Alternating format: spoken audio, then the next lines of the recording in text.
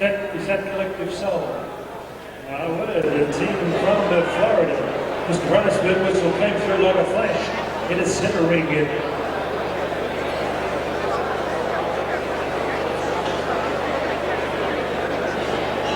Okay, ladies and gentlemen. Ladies and gentlemen, a very good evening to you. Howard Lee, MC Hammer.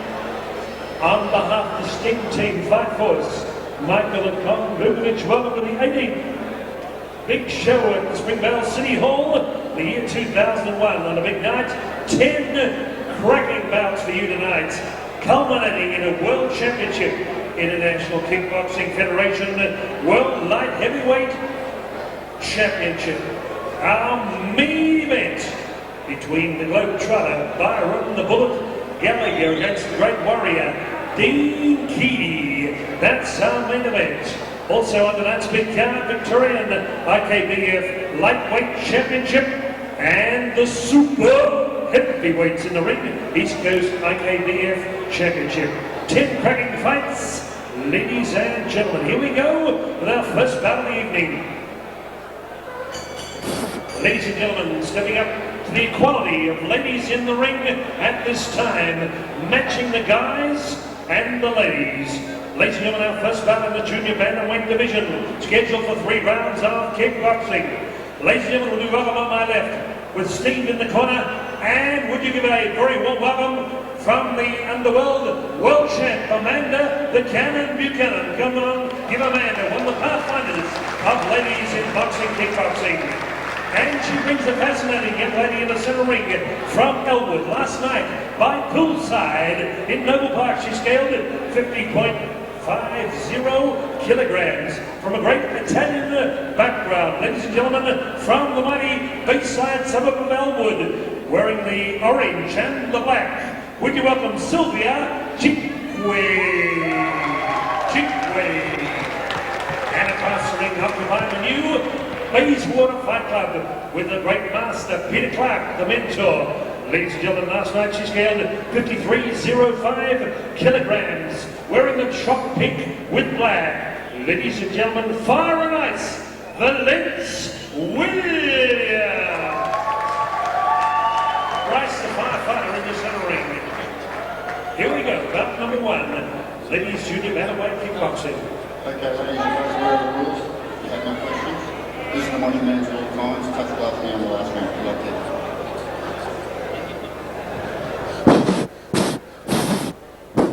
Testing. Fights, we're about number 1. It's just gone 8 o'clock. Here we go. Let's get it on. Sylvia in the red, Valance in the blue.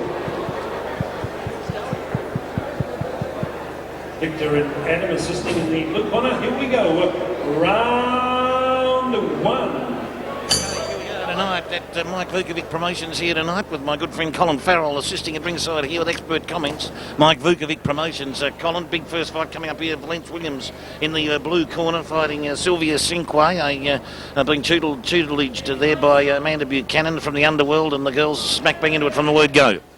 Yeah, we've got a couple of what are they, bantamweights here. Both girls are only around just over the 50 kilogram mark, and they're showing some good technique straight up, haven't they? Some good jabs, some good kicks. Yeah, no doubt about that. Valance Williams in the controversial colours there, the pink and the black striped, looks like a mini skirt actually, as opposed to boxing or kickboxing trunks. And Valance Williams in the black with the yellow pipings, and the girls are mixing it up on the far side of the ring at the moment. Valance Williams slashing out with a few punches there, and now with the right leg kick, but not a great deal of damage done, Colin. No, both girls seem to be mixing up pretty well. They don't seem to be scoring real heavy at this stage of the game, and it's just sussing each other out.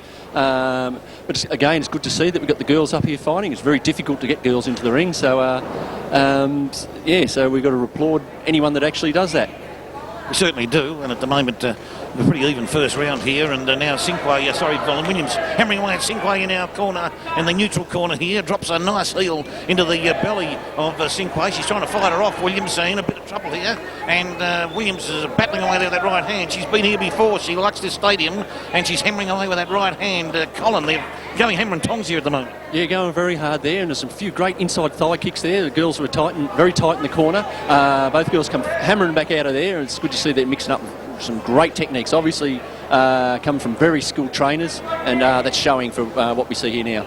No doubt about that. Amanda Buchanan, the Cannon Buchanan from the underworld, has Cinque in the ring, and Peter Clark. He's always here at Springvale, and the Vukovic Promotions has the magnificent Valance Williams, who has been here before and fought very well. And these girls just look a very interesting fight this at the moment. In fact, 3 2-minute rounds, so very even first round. And how do you see it, Colin? Well, looking very even at this stage of the game. We'll leave that up to the judges. I'm not going to preempt anything tonight.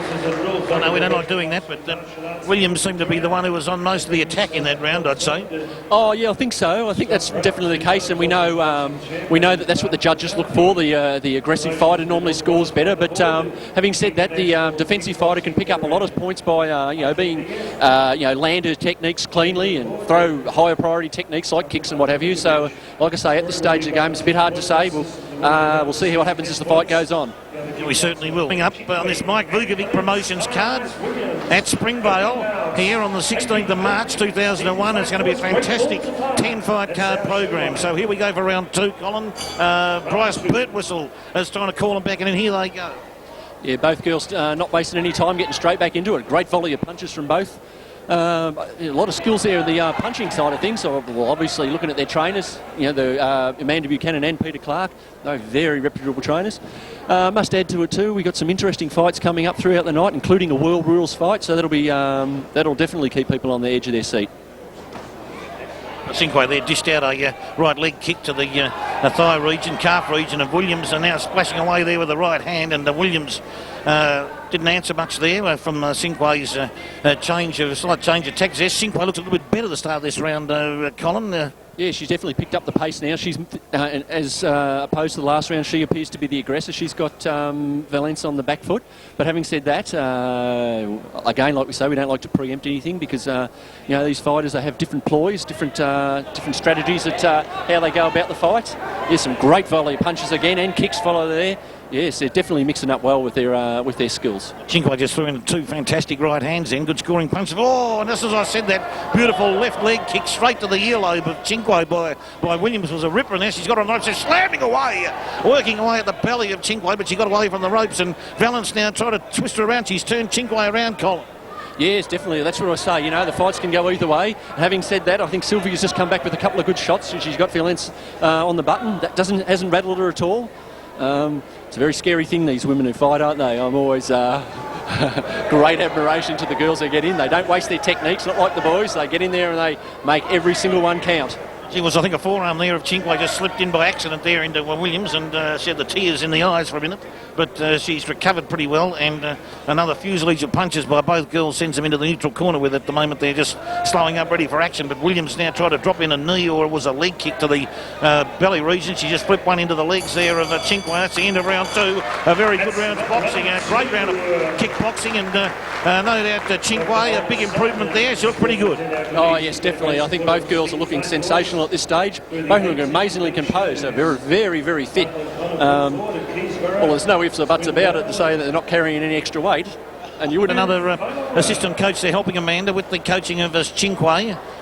Cinque is up off a stool, and Bryce Birtwhistle calls them back in for the 3rd and final round of this first bout of the night. Mike Vukovic Promotions at the Springvale Town Hall, the 16th of March 2001, for the first big fight night down here, Springvale, for this year. And the girls slapping away there with leg kicks there. Williams is anchoring herself in the centre of the ring. She's got her eyes closed a couple of times there when she punched.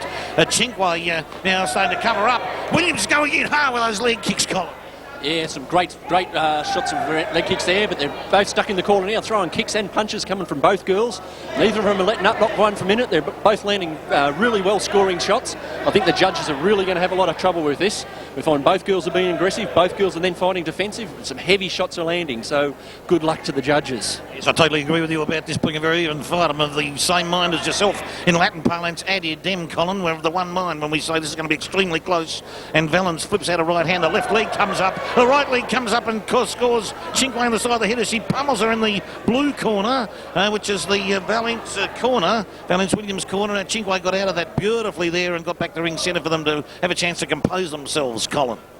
Yeah, both girls are showing some amazingly good skills, and I think some of the fellas here tonight should take a long, hard look at this. They should both mixing up a great number of techniques and moving extremely well, using the ropes, using the corners, and come fighting out really well.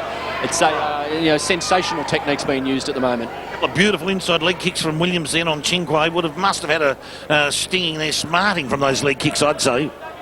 Yes, they definitely take their toll too. We can see both girls' legs are looking a bit reddened at the moment, and well, you would hardly expect it to be any other way. Williams coming in hard there now in the neutral corner, pummelling away. She tries a leg kick while she's got Cinque pinned to the the corner, the neutral corner there. Bryce Burke didn't have to move in. The girls split up themselves. Williams tried to get a big leg kick going. Didn't quite work. The girls clashed legs there in the red corner. Williams flying away at the belly and trying to work away at the body to score punches there.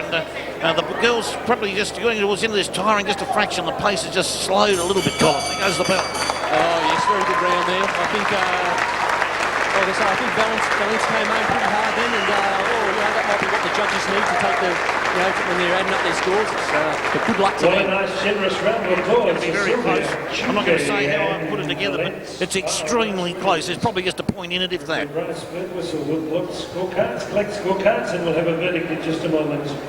Of course. Decision, how about giving the ladies a big round of applause? Okay, guys.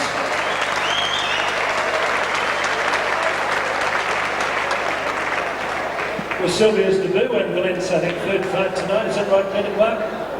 2. Okay, ladies and gentlemen, by unanimous decision, our 3 judges wouldn't say no to the lady from the blue corner. Okay, Valance, Williams, fire and ice.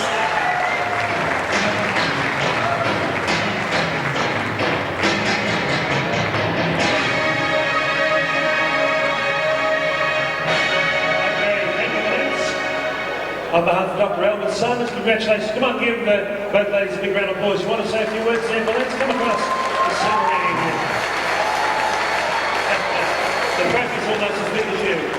Peter Clark, a new gymnasium, and last night away, and you're all ready to go, and congratulations. Thanks. I'd just like to thank my trainer, Peter Clark, for all the hard times and good stuff, and Victor for doing so much work with me in sparring. And Eddie for helping me out with my food, and also my sponsor, Dr. Simons. And thanks to Sylvia too for coming out. Okay, fire and ice, Valance. Congratulations. Peter, you're standing there. It was a pleasure to work with Howard Lee. Let's have a round of applause for Mr. Howard. Thank you, Peter. Okay, we'll be back with round number 2. 9 to go on a big show here.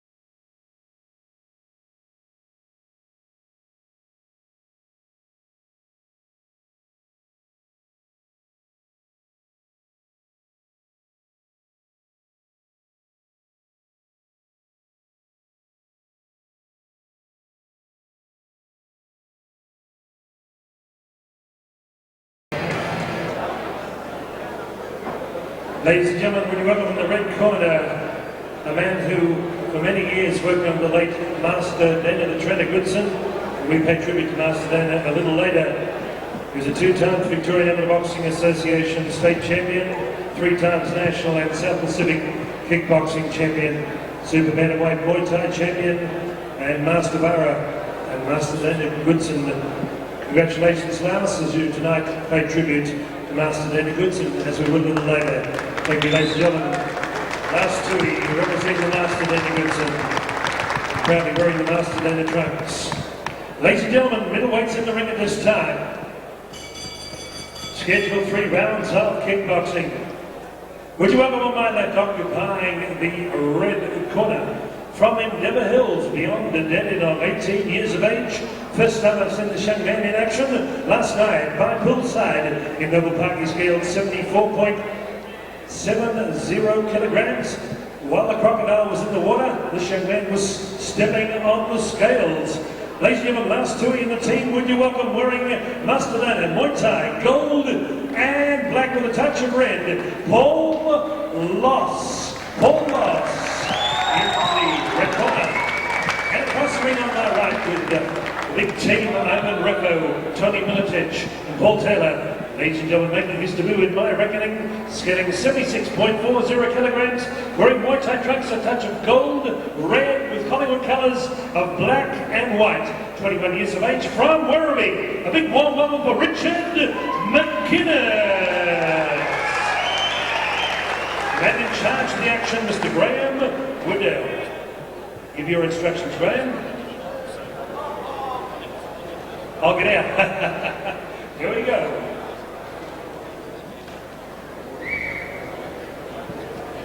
The judge, Mr. Bryce Burke, Kathy Hutchins and Simon Hutchins, deputy scorer. Well, here we go for the second bout of the night. Here we go, Peter Stoll. We're assuming it's these boys for the first time up. Is that right, Steve? Well, looks like it there, Colin, because Howard Lee, who is impeccable when it comes to statistics, didn't read any logs. So these boys, obviously, first fight for the first professional bout for these two boys. And interesting, Paul Loss, only 18 years of age, and fighting in the Master Dana trunks there, the Muay Thai trunks, gold pipings and black. And his opponent, Richard McKinnes, in the black trunk silver pipings. And, at the moment, Loss working overtime with the legs and pummeling young McKinnes into his own blue corner. A couple of beautiful right cross there. Was a ripper punch, Colin. Yeah, some good kicks coming out from both boys too. They're attacking the inside thighs. Like I say, we're seeing a good lot of combinations tonight. Both boys are trying really hard. We see that, of course, from the Laos Tui corner, a fighter out here is wearing the armband in respect for the death, of course, of Dana Goodson. And fantastic. In fact, while you were talking there, Colin, a beautiful leg kick from Loss into McKinnes. It was a rib roaster around the left-hand side of his rib cage. In fact, there'll be a welt coming up there pretty soon because that kick was a ripper. And at the moment, Loss suffering a little bit there at the moment. Was that just a slip or a movement of the shin guard, I believe? Yeah, I think it was a movement of the shin guard. Oh, that was a bit of a slip there. I don't think there was much to that. You notice the boys out here have got shin guards on tonight, and it's a new rule, which I must say that I definitely agree with, that boys that fought under 5 rounds, under 5 bouts, must wear shin guards, and I think that's a sensational idea, and it's definitely keeping the safety of the fighters at the foremost. Oh, this shows how much respect the board, boxing board, of course, sitting here at ringside there, and the new rules just shows you how much they care for the fighters and their safety, and that's what it's all about too, because these boys are well protected with those shin guards, Colin. That sounds like you're getting paid for that, Steve, eh? Oh, I'm good at the publicity angle, Colin, don't worry about that. And here comes the Loss there now. We're trying to drop a heel into the stomach region of McKinnes, but wasn't much in it, and an inside kick and out pummeling away in the neutral corner. Oh, McKinnes came back with a big right-hand collar. Yeah, some good techniques there. Both boys have obviously got a bit of shock from that because they are both fairly rattled from that volley of techniques, but they live to see another day in the end of the first round. They certainly do, and that was a great first round's kickboxing here from these two boys fighting at middleweight level, I should say, around the 74 kilo mark. Of course, we're looking again in the corner. We see we've got Ivan Rufo here in the blue corner and Laos Tui over there. We see both people have been around for a long, long time. And again, of course, at the kickboxing events, we see these multi-talented people trainers who are fighters, basically butcher bacon the candlestick maker, aren't they, a lot of these people? Well, Laos Tui, no doubt, came under the tutelage of Dana Goodson when he was with us. I would say, with the Loss having the trunks on. Great to see with the armband in honour of the late Dana Goodson, the master of kickboxing, who died on the 28th of December 2000. Boxing. No doubt about that. Well, a very even first round, and not a great deal in it. McKinnes threw in some hard punching, but a couple of leg kicks from Loss would have had McKinnes quivering a little bit there. So we'll see how the boys come into this second round. It's pretty even at the moment, though. Of course, what we have to do is, we were looking as judges here, we see we can look at the priority techniques, and generally the techniques that are more difficult to throw generally score better. But having said that, they also have to land properly for them to be of scoreable nature. And be effective, Colin, no doubt about that. And McKinnes, I think, seems to have a ton of punching power there, but Loss seems to be better with the legs, I think. Seems to get more leg kicks in and effective leg kicks at that. Yes, that's definitely the case. But having said that, the multiple punches to lesser amount of kicks that almost even themselves up over the round. They do, no doubt about that. And at the moment, Loss has McKinnes on the ropes, the far side of the ring, and we'll throw in a couple of nice leg kicks there, which has made McKinnes's leggings just slip a little bit there, his shin guards. Of course, that's always going to be a bit of a problem. The boys being able to tie their shin guards down enough. They're kicking that hard that it's normally, what it does is it turns them, spins them around their legs. So, I think it's something to note for new trainers to, pay particular attention to tying the shin guards down well. Oh, no doubt, that's good. That's up to the trainers, Colin, as you well know, but they're Loss. And then they put in a beautiful knee a moment ago into the belly of McKinnes, and Paul lost there and then flew in, tried to back it up with a salvo of punches, but McKinnes covered up pretty well, although a right hand got through, an uppercut got through, and now McKinnes tries to fight back. All Lost nearly slipped, but managed to regain his composure there as McKinnes throws out a lazy kick with the right foot, but Loss comes firing back, Colin. He's fighting pretty well here at the moment, Paul Loss, doing very well. How do you see it at the moment? Well, I see both boys are, very competent in their actions, and they're getting in nice and tight and throwing their punches, then coming hammering back out with their kicks. I mean, they're showing very, very good skills for, relatively newcomers to the sport. Well, yes, a 3 2-minute round, so the boys throwing everything they've got into this, and our referee here, Graham Waddell, has a word to Paul Loss. I don't know what about. Maybe you could tell me, Colin. Oh, I think it was relatively minor. What I think it is, he threw a punch at him and I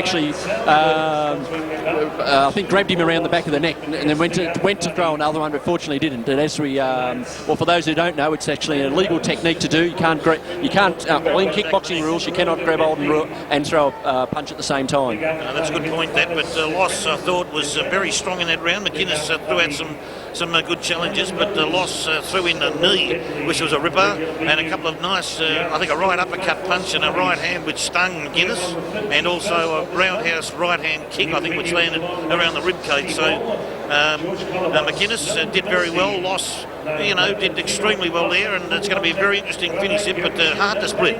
Well, that's the thing is we've got to look at as well. Both boys are fighting very aggressively, so really we can't sort of say we can't take that away from either of them. Both are on the front foot all the time, and that's probably the major thing that the judges are looking for. They're looking for the aggressive fighter if it gets down to the point score at the end. That's what they look for. Well, they're certainly doing McKinnes, though. I don't take anything away from him. He's been very aggressive and just drops a right leg kick there with the heel straight into the belly of Loss as soon as they started the proceedings here in the third round. The moment, flipped that leg up beautifully, but Loss comes in hard. Big right hand, bounce McKinnes back into the ropes and follows up again with the right, pushed the forearm out, and the leg kick into the belly wasn't bad either. Gee whiz, he's attacking well, but McKinnes is fighting back hard, Colin. Yes, Loss has definitely got some really good midsection kicks at that stage, and they'll be taking their toll on our other boy here. But they don't seem to be rattling too much, is he? He's back on the attack straight away. He's in a clubbing right hand on the back of the head of Loss. Has Loss in a little bit of trouble, not big trouble, but had enough to stick him to move backwards there. And McKinnes trying to gain the authority in this round, I'd say. Colin, for sure, he's just trying to get an upper hand here because he knows the last round. We'll see both boys would have back up to their corners. Their corners were told things are pretty even. You've got to do something. Oh, yes. Well, while you're talking, Colin, McKinnes has hit Loss with 2 beautiful right hands. Hit him right in the temple, the left side of his temple, both times right on the button. And Loss is now just trying to stay with McKinnes. He's in a little bit of a fog, but seems to be reasonably okay. But McKinnes was beautiful in. He's come back hard in this round. I think his trainer said, boy, you got to finish hard. You've got to finish real hard in the 3 round, and that's what he's doing. Loss is courageously fighting back after receiving those 2 big right hands, pummeling away at McKinnes. And gee whiz, I'll lose my voice before the night's out if it keeps going like this. Yeah, both boys here have been throwing some really heavy head techniques but both of them hasn't really rattled them too much. It was a beautiful round kick to the head. It's lovely stuff. McKinnes there with the punching power. He's certainly got it there. He occasionally might be a little bit loose with the feet, but he's got great punches, and they're hard punches too. And Loss is feeling the effects at the moment. His mouth's was open, gasping for air, and he has received a couple of big right hands in this round, which would definitely have shaken him up. Well, there goes the bell, Colin. Oh, that's a very close fight, that one. You're going to be cheeky. What do you think? It's a draw, because I've actually tasted a draw. Good call.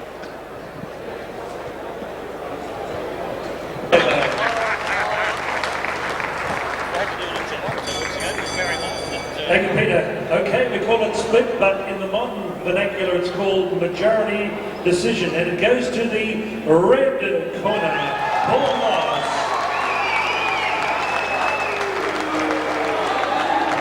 Okay, on behalf of Stag, your trophy. Thank you, Stag.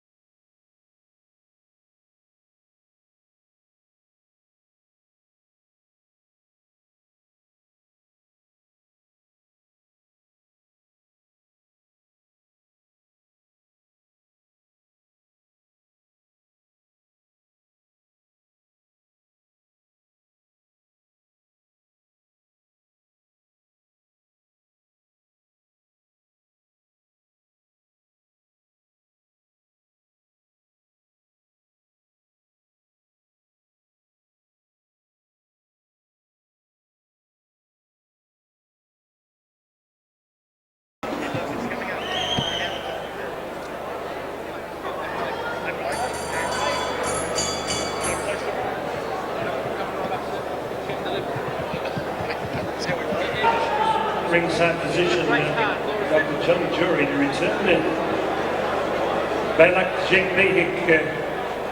then the breaks. Scheduled to be in action on Sunday night. The Great White Shark.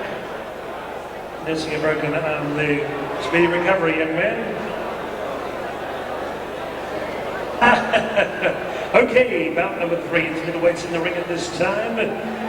Sponsored by Isaac's Emporium. Heather and Craig, see them out the front here at the Springvale City Hall. Ladies and gentlemen, would you welcome in red corner, wearing Muay Thai trunks of royal blue with a touch of black and white from Bandura. Tonight with Big John Usher in the corner. Last night weigh in, scale 73.40 kilograms. Ladies and gentlemen, would you welcome Great Scott Pilson. And across the ring, occupying the blue corner, wearing also sea blue, royal blue with a touch of white and black, trained by Big Ventura at the Moorabbin Consortium, the factory. Ladies and gentlemen, now living in Brighton, scaling 71.80 kilograms, they call him Super Kick, Dominic Iera. 3 rounds, kickboxing, Graham Winnell to give referees instructions.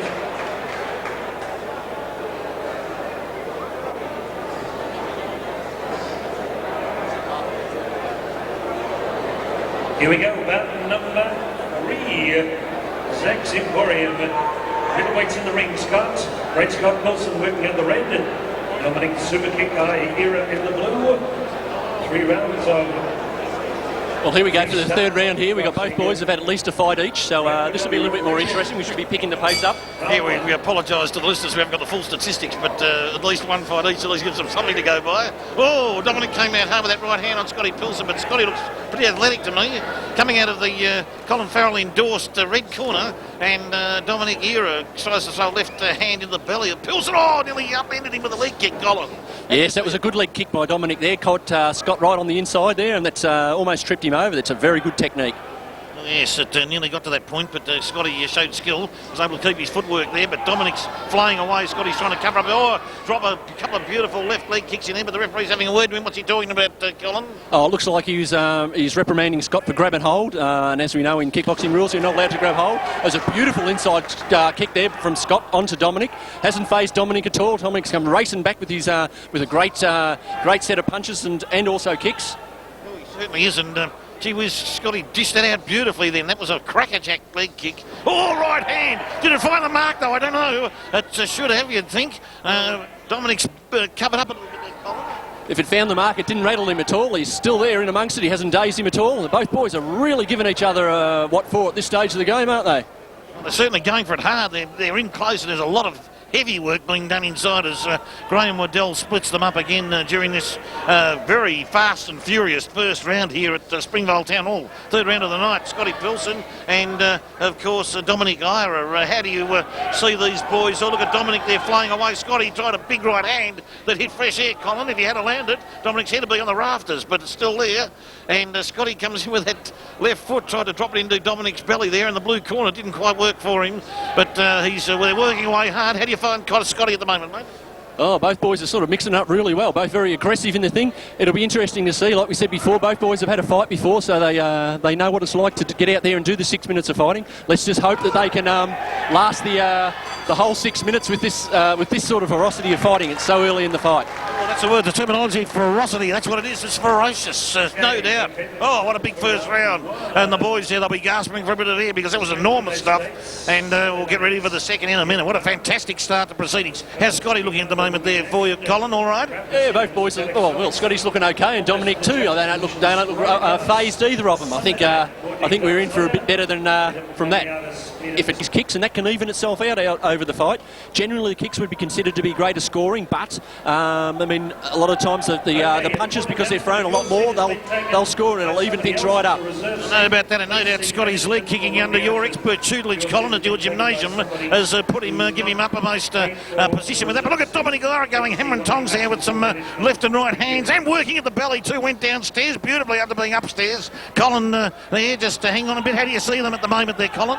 Well, I can see that, you know, possibly a tactic of Dominic's now. He's going to want to stay in close so he's not copping those big leg kicks. So he's going to move in close and use his strength and use his punches. Of course, Scott's going to want to open the gap up a little bit so he can use his kicks. So this will be interesting to see where the boys can put this together. No doubt about that. Colin trying to mix it there with the punching with Dominic Iera. And again with the right hand, the straight right from Scotty Pilson. He telegraphed that a bit. Doesn't throw them super quickly. He's looking for accuracy though, which is a good sign from a young boy coming through. And Dominic Iera now trying to work away at the belly as he's got Scotty, well, they're sort of side onto the far ropes. Dominic tries a leg kick, hit fresh air. Nothing happened there. And he's just flying away there with the right hand. Scotty's trying to cover up. Is he bleeding from the nose at all, Scotty Pilson? He might be. Yeah, it looks like we've got a bit of blood from there, and no doubt that the ref will be looking at that closely. That was a good inside thigh kick there by Scotty Pilson, but Dominic's coming back. He's not going to back off, not for 1 second. The boy is in a bit of a clinch in the corner, and actually they're out of view now. Well, they now are out of view, but I did see in view Dominic Iera, a little bit of a forearm in there in the facial region of Scotty Pilson a moment ago there, and hasn't done him any damage, but probably thought he just sneaked that one in. And Scotty Pilson there, a bit of blood, won't do any harm there, bleeding from the nose. Oh, Dominic Iera turned his back after he copped the leg kick from Pilson, came in hard. And, but he spun Scotty back into the red corner, and Dominic's flying away. Did just strike Pilson with the left and rights, but interesting exchange of blows there, Colin. Yeah, some good techniques there. Scott set him up really well for that round kick, but Dominic's come racing back. His punches, he's unrelentless with those punches, isn't he? He's not going to give Scott not one ounce of space for that. He's got a low one. Oh, a low technique, but I think he might be. He's right. The bell's up there. Well, hopefully his corner will be looking after him there in that situation. I thought Scotty Pilson did improve in that round, actually. I thought his leg kicking was good and also improved his punching power, even though he's ended up with a blood nose, or either taking the mouth guard out. I don't think the cut's inside the mouth. I think it is definitely from the nostril area of his face, and that won't be any difficulty at all because a nosebleed, of course, is never going to get in his eyes, so we can keep going the rest of the fight with that. Yeah, I don't think that's going to cause him too much trouble. I can't see it pouring out too much. But here we come to the third and final round. This will be fast and furious the way this fight's gone so far. These boys will go into it hammer and tongs. Pilson's got the black trunks on with the blue pipings, and of course Iera from the blue corner has the blue trunks, white pipings, and Mutai advertising on the front of his trunks as Pilson comes in hard. Dominic tries to put a knee in. Pilson now got pushed around there, but Dominic, big right hand did strike Pilson, Colin. He's Pilson trying to fight back there, but Dominic's gone right on the attack here a bit in this neutral corner. Waddell splits them up. Well, that's the thing, you know, Dominic's going to have to come in close because, like I say before, Dominic being a puncher against Scotty Pilson being a kicker, they're going to have to try and negate each other's techniques. So, of course, this is it, the last round. They're going to have to sort each other out at this stage. To this stage of the game, it looks pretty close, so again, we'll have to see what happens from here on in. Yeah, well, Dominic came out hard. He's trying to drop a few more knees and leg kicks into Pilson for this final round. The left hand was strong, but Scotty's trying to tag Iera with a big straight right hand is the one that he's trying to telegraph to Iera, but so far hasn't been able to rock him with it, but he's trying to, Colin. That's one of your tactics for the night with Scotty. Oh, well, tonight we're going to give all the credit to Big John Usher over there in the corner. He's definitely Scott's corner man for the night. Actually, it's a big effort from all the people involved in the training of all fighters, of course. It's not just one person, it's many, a big teamwork. But both boys are still going really hard here. No doubt about that, talking about your corner, Colin, but I thought you had some secret tactics here with that right hand of Scotty Pilson. I was trying to get some information out of you, but you're not forthcoming. But don't worry about that, we'll see how we go. As Dominic Iera drops. You haven't good with any money yet. Dominic Iera trying to drop those leg kicks in again. He's standing back. I think he's a bit tired, Dominic. And both boys are tired, but Scotty seems to be a bit more alert at the moment, ready for to land that right hand. It's a secret weapon with Scotty Pilson, I'd say. Oh, got hit with the right hand from Dominic, was a big punch. Yeah, and I think Scott came back with one just as good. So, yeah, both boys are still mixing it in this far into the third round, and they're both swinging like there's no tomorrow. And that's good to see, though. Finish off this round nice and strong. Let's make these judges earn their money. Well, the judges earn their money, all right. Here goes the bell, just as Colin said, we're getting close to the end. And what a magnificent bout from these two young boys for their, what appear to be very early in their careers. Only had a fight or two each, and Scotty Pilson came through very hard. It's going to be very hard to pick the winner here. Well, fortunately, that's not what we're here for, as these are the clowns over the other side, so we'll leave it up to them. We will, and pretty soon we'll go to Howard Lee for the official decision. David, it is unanimous decision, and it goes to the blue corner. Dominic Iera, Super King. Heather Parsons, congratulations, Dominic.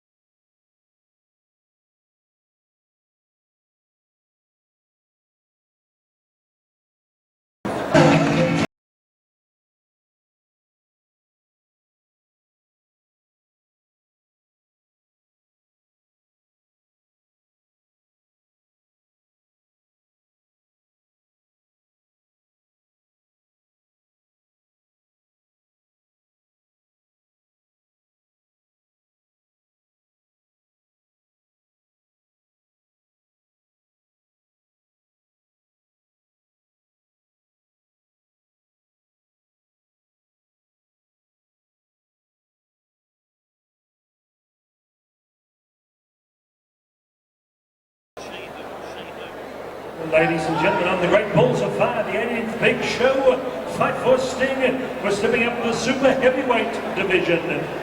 90 kilograms and the sky's the limit.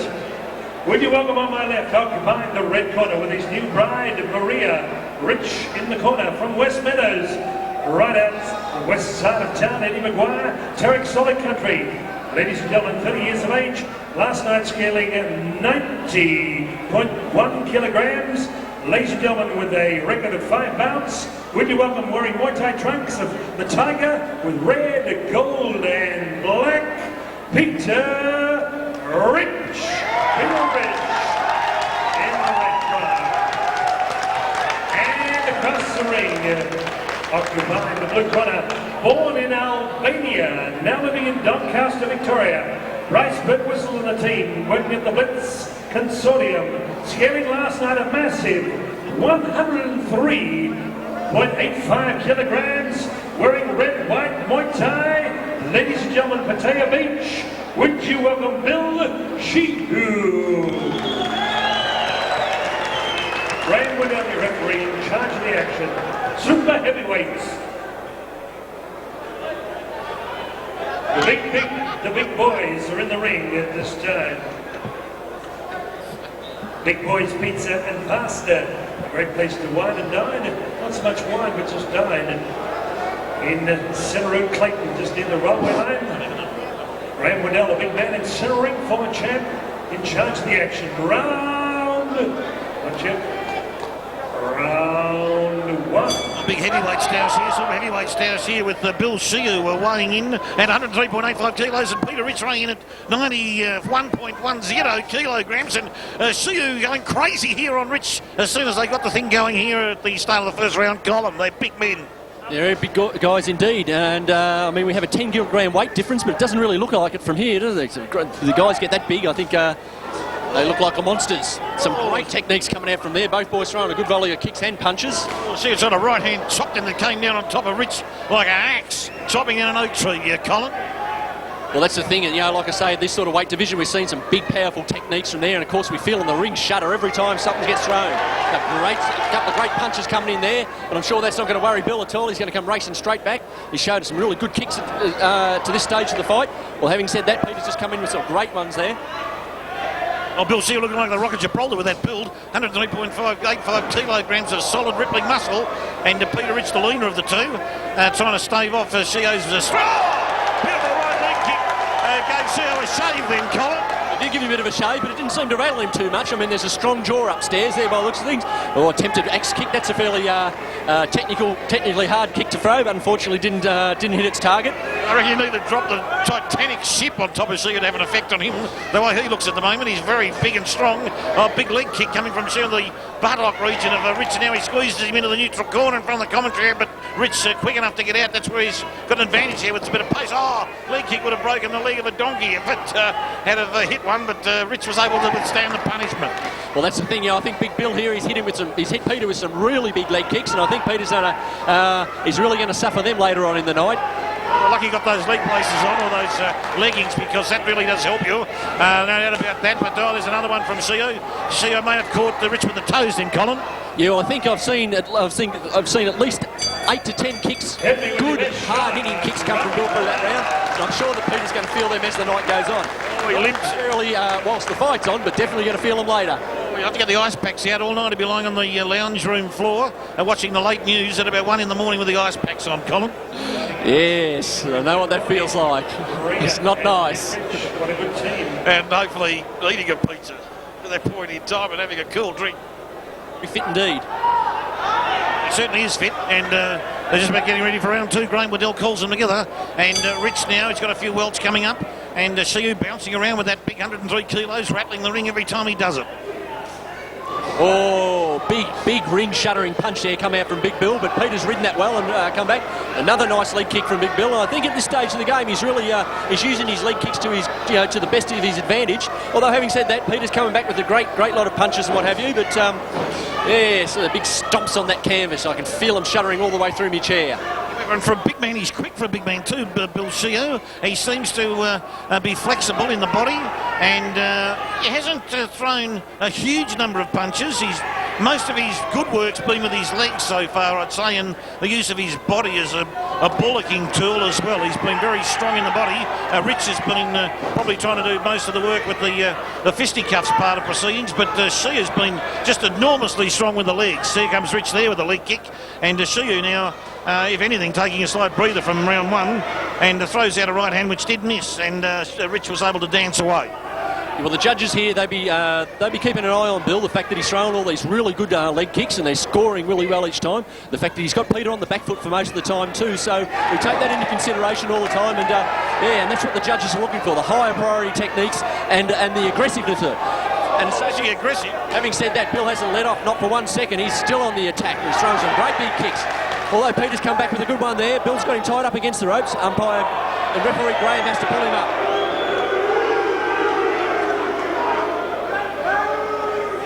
Sent to the neutral corner by Graham Waddell. Big B threw 2 punches after the referee said go to the neutral corner, and he decided to dish out a bit of punishment to Peter Rich, who just did a waving left hand kick which did no damage whatsoever, didn't even go near Bill Shehu. It just went straight through the air, but Shehu had a couple of leg kicks just prior to that, which did a bit of damage, and a big clubbing right hand, which would have got him some points too. So he's on the march, Shehu, at the moment, and Peter Richi's got his work cut out here, no doubt about that. Into the second round, and Shehu goes back to the blue corner, and Rich again limps a little bit to the red corner. Well, in the heat of the moment there too, like we were saying there a second ago, the referee is called to stop the fight, but it is the responsibility of the referee to make sure that he keeps the fighters at bay. Unfortunately, sometimes the fighters are a little bit overexcited and they continue to go, but that's the difference here. The good referee like referee Graham Waddell here will get in there and mix it up and keep the fight safe. Yes, that's a good point there. Graham Waddell used his discretion actually and sent Phil Shehu to the neutral corner. Didn't punish him for those 2 punches that were thrown, and knows that the fighter's a bit excitable. Come on, get behind Peter and Bill. Oh, Bryce Burke will go there with a nice tune-up too just before he started to head out to the start of this round. Waddell hasn't got them ready. They touch gloves, and they're already over the third and final round. It's going to be very interesting to see how Rich handles it. Shehu straight into him straight away, forces him into the neutral corner. Big right hand from Shehu. He's big and strong here, Colin. He's just absolutely going to town at the moment to a certain degree on Peter Rich, and Peter's lost his mouth. Yeah, I think that was knocked out of his mouth pretty quick there, though. But the referee was in fast to stop that fight and get that mouth guard straight back in, and the fight will start away almost straight away. I don't know whether or not it was a punch that knocked the mouth guard out. Was it from a punch, or did it just seem to come out? Well, it looks like there was a pretty good punch there, and which he might have seen a little bit of daze, but the mouth guard come out. But I don't think it's affected him too much because he's back in there with got his dukes up and he's performing well still. Still there, noted about that. He did cop another right hand. Back on the ropes there before, and Shehu just dropped the left to rip into the belly of Rich, which would have certainly got to have some effect. He has hit him with a fair bit of stuff the last round. Shehu seems to have picked up with his punching power, Colin. Oh, yes, indeed. I think that's his tactic now. He might be getting a little bit tired, so of course he's going to use his punches. They're a lot easier to throw. Although, having said that, he's come straight in with some good leg kicks there, so, I mean, we shouldn't preempt anything, should we? Anything can happen. You're only 1 second away from disaster, and Scott Prowse say that on numerous occasions in boxing and kickboxing. But to see her there throwing out the leg kicks, and at the moment trying to just sustain his authority here at this point of the fight. Rich is very wary of the big clubbing right hand that Shehu was dropped on him on a couple of occasions, and as I said, it's like an anvil, that punch. Oh, and Shehu bleeding from a cut below the left eye at this point. He had a word to the referee. I don't know whether it was about the way he copped that cut, but he is bleeding, but it's below the eye, so it won't stop him. Shehu's moving in hard, Colin, here on the ropes with Peter Rich. Absolutely delving out the section, but clubbing right hand to the back end of Rich, and the referee nearly had Peter Rich in a headlock trying to get the boys separated, but he says, go on with it, boys, that's the end of the fight. Controversial betting. Come on, show your appreciation. Big end to the fight there, and unfortunately it looks like Bill's got a bit of a cut under the eye. It might have been a bit of accidental clash. But all he come home hard there, and there's no ifs or buts about that. He really dominated that last part of that fight. Yeah, no doubt about that in my mind too. I think he was very strong, ruthless with his leg kicks in the first round and a half, and then the latter part of the third round, and his punching power at the end of round 2 and into the third round was fantastic as well. 3 big right hands, big clubbing right hands that dropped on top of Rich. As I said, like the Titanic ship, fell on top of him during that fight, and Rich has got welts also on the back. Great effort by him, giving away over 12 kilograms of body weight. And we go to Howard Lee to get the official result in a minute. Still out 2 judges, in fact 3 judges. Let's get it right. At ringside, all saw it. In favour of the blue corner, Phil Shehu.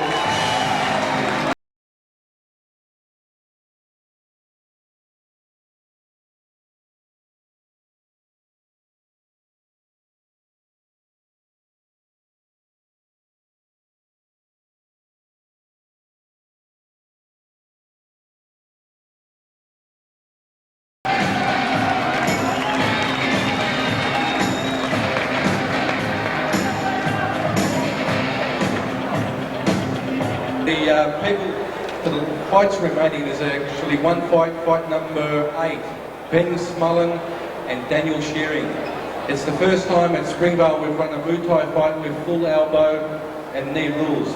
Now, just to explain the rules of the knee fights, the knees will be to the body and head, and elbows will be again to the head, body, anywhere they like, and there's normal kickboxing rules otherwise. So it's the full Muay Thai rules, it's world rule fights. and it's the first time we run it, so if people don't understand, the elbows will be the highest scoring technique, and the knees, the higher knees, they score the highest points. Punches score the lowest points, so if you're thinking it's a boxing fight, the judges are actually trained to score the knees as the highest technique and the elbows. So people, if you see one guy boxing and he happens to not win the fight, that's the reason why. Okay, and I hope everybody enjoys the evening, and thank you for coming. Thank you, Michael. Okay, that's bout number 7, was it, or 8?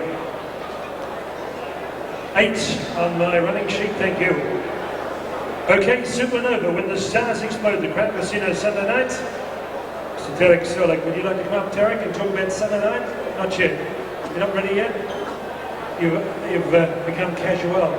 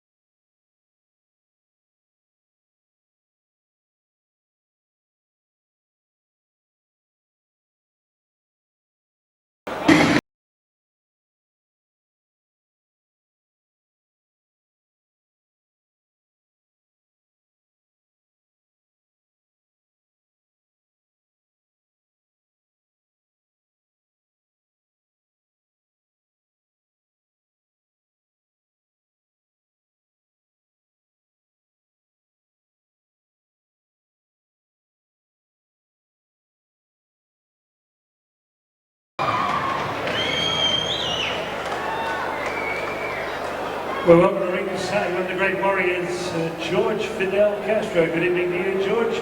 Thanks for coming across and saying hello. Also, 2 times champ, Special K. Special K, he's been a big hit on recent Paul Demacaulay, John Sheeter's shows in the year 2000. Also, congratulations and happy birthday to Faye Leach. Faye, congratulations on being selected to join dual world champion Kostya Zoo at a big luncheon on April 5. Congratulations to you, Faye. Also a great friend from great supporter way back in the days when Mark the Hammer Castellini captured his WKA championship. A great supporter of kickboxing, Tony Davis, now with GT Motors in Bayswater with his son Luke. Good evening to you, Tony. Thanks for your great support, ongoing support of kickboxing.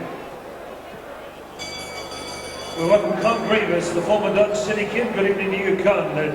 Ladies and gentlemen, this is Lightweight Kickboxing, Chapter 2 on tonight's big Great Balls of Fire. Howard Lee, MC Hammer, on behalf of Sting Fight Force. We're back at Springvale City Hall on this Friday night. Another night in your city, the best city in the world, Melbourne town. Ladies and gentlemen, would you welcome on my left, occupying the red corner, with a big contingent of corner personalities from Keysborough, just down the highway, 18 years of age, carrying 60 kilograms, paying tribute to Master David the Trainer, Muay Thai, black, gold and red. Would you welcome, scaling 60 kilograms even, Frank Grillo. And across the ring, ladies and gentlemen, making his debut from the mighty state of Tasmania, from Clarendale, scaling 54.2 kilograms with his brother, not his brother, but his team of Shearings in the corner. A warm welcome wearing blue whites with a touch of sea blue. Would you welcome George Walsh? George Walsh from Tasmania. Referee in charge, Graham Waddell. 3 rounds, Alpi Travel sponsoring this bout.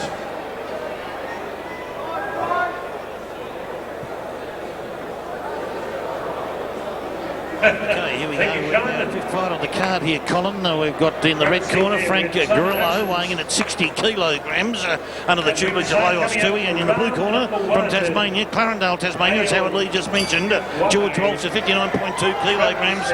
Boys fighting at just around about, I think the Tasmanian boy is looking at the Grillo already. Reckons he got two bad leg kicks out a bit too high near the groinal region, Colin. Oh yeah, I think he might be trying to show that he's a little bit better than that at this stage of the game, and that's good. He's come back with some great punches and kicks straight away. Both boys looking very lean and very mean. He did have a disconsolate look on his face after he copped those first couple of leg kicks from Frank Grillo, and he's whinging again. George Walsh is upset with the tactics of Frank Grillo, very upset, and coming right in hard at Frank Grillo. Is that a psychological ploy, Colin? Oh, it could be. A lot of fighters often do that sort of thing. He's trying to psych his opponent out, but it's not rattling his opponent at all. He's coming back with some good techniques. I think this the other thing is too that a lot of the boys quite often what they do is they can psych themselves out in some ways and put too much energy into the first round. But it'll be interesting to see how they go. George Walsh just stood there and took punches from Frank Grillo and seems to be arguing with Frank the whole time. He's very upset, George Walsh, and managed to get Grillo onto the floor with what appeared to be a leg kick, Colin. Yeah, it was a good leg kick there, but there's a lot of trip in it from there. But having said that, that's a good scoring technique. I think George is was using his psychic powers maybe to try and to psych out his opponent. It's a very good ploy too. Quite often, it's very daunting that someone who's as focused as that. So we'll see if that works for him as the fight goes on. It was as if he was most unhappy with the... I didn't see Frank Grillo use any techniques other than fair ones, but Walsh seemed to be unhappy. Clipped Grillo with the right hand, Colin. Yeah, well, it's in fact might be the case. There are probably no unfair tactics at all. It's just like I say, different fighters have different ploys, and we see some celebrities as such in the kickboxing ring, and possibly George is going to be, well, hopefully someone will see a bit more of, and maybe use a bit more of his antics. Oh, Frank just did a bit of showboating himself then, waved his fist in the air as if to say, well, you can visit me, George. Yeah, well, both boys have got the crowd roaring now, so that's good to see, and there'll be a lot of action coming up. Frank Grillo deciding not to take his seat, and he's standing up as he is tutelaged by his mentor, Liyanage in the red corner, and looks pretty fresh and very focused, Frank Grillo. Well, that's into a bit of a stumble and fall, so, but that's up to the judges. That's for them, the expert judges, to make that decision. And, like I say, personally, I probably would have thought that more to be a trip.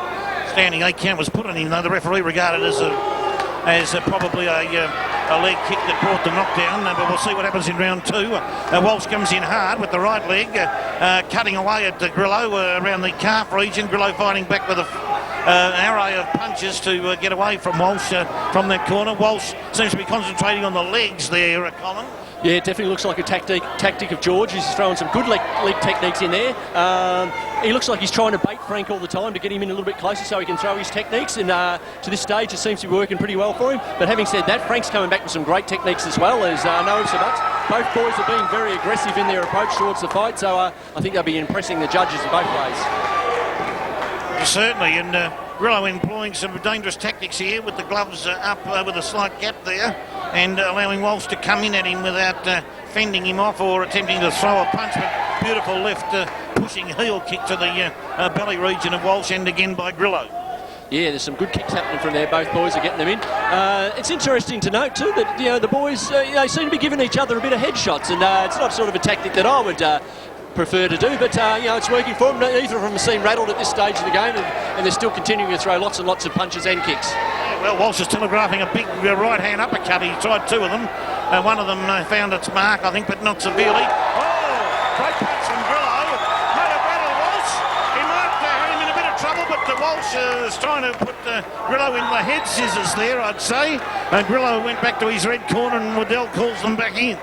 Yeah, I think both boys' trainers will be looking serious at this and trying to encourage their boys to slow down a little bit and try and get their techniques out. I think both boys are showing a fair amount of anger at this stage, but having said that, that is the fight, and they're the ones in there doing it, so it's hard for people from the side to try and encourage them to do anything else. About that, we saw some beautiful evasive skills from Frank Grillo a moment ago, and he got out of trouble beautifully underneath the arms of Walsh, and that's the end of round 2. Colin, how'd you see it? Oh, it's a very ferocious round, that one. Both boys were really attacking very hard. It's it's amazing really when you see the boys. They get so focused in what they're doing. They spend a lot of time coming in here. The boys come all the way over from Tasmania, and I'm sure he doesn't want to go home without that big fat trophy over there. That's correct. There's some nice trophies being presented here tonight by the sponsors supporting this Mike Vukovic promotions at the Springvale Town Hall in Springvale, Victoria. Magnificent nights kickboxing coming up. We've already seen some great fights. And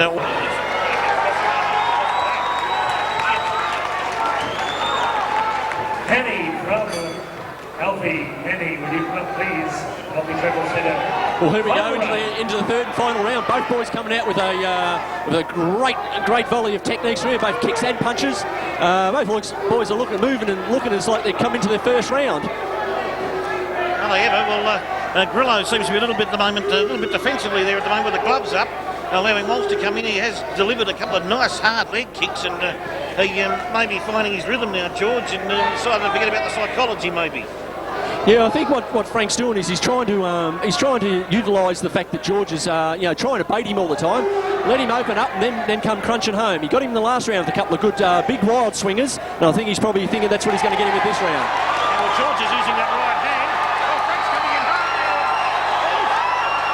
The punches aren't too hard, but they're scoring punches, Colin. No doubt about that, but Walsh just stood there and took it.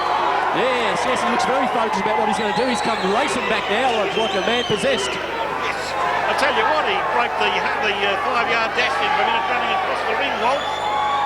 He's whinging again now about Grillo. I don't know why the referee didn't see anything wrong. More psychology coming back into it.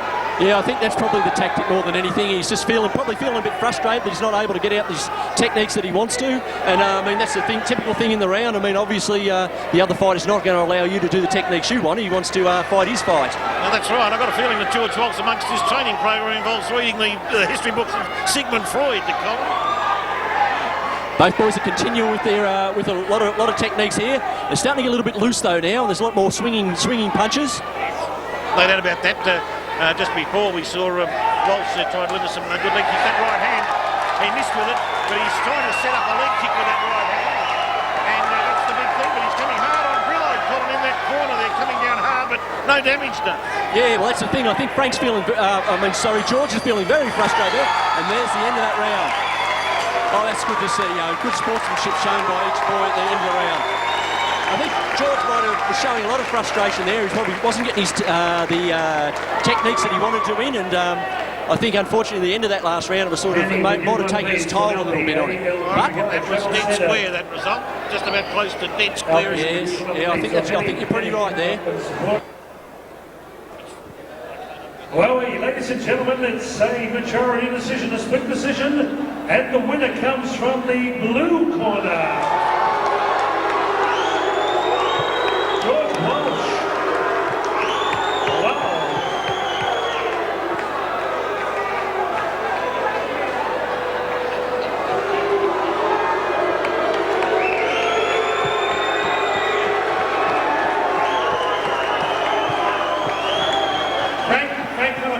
Frank, you got such a big... Come on, we'll talk to both men in just a moment. Frank Grillo.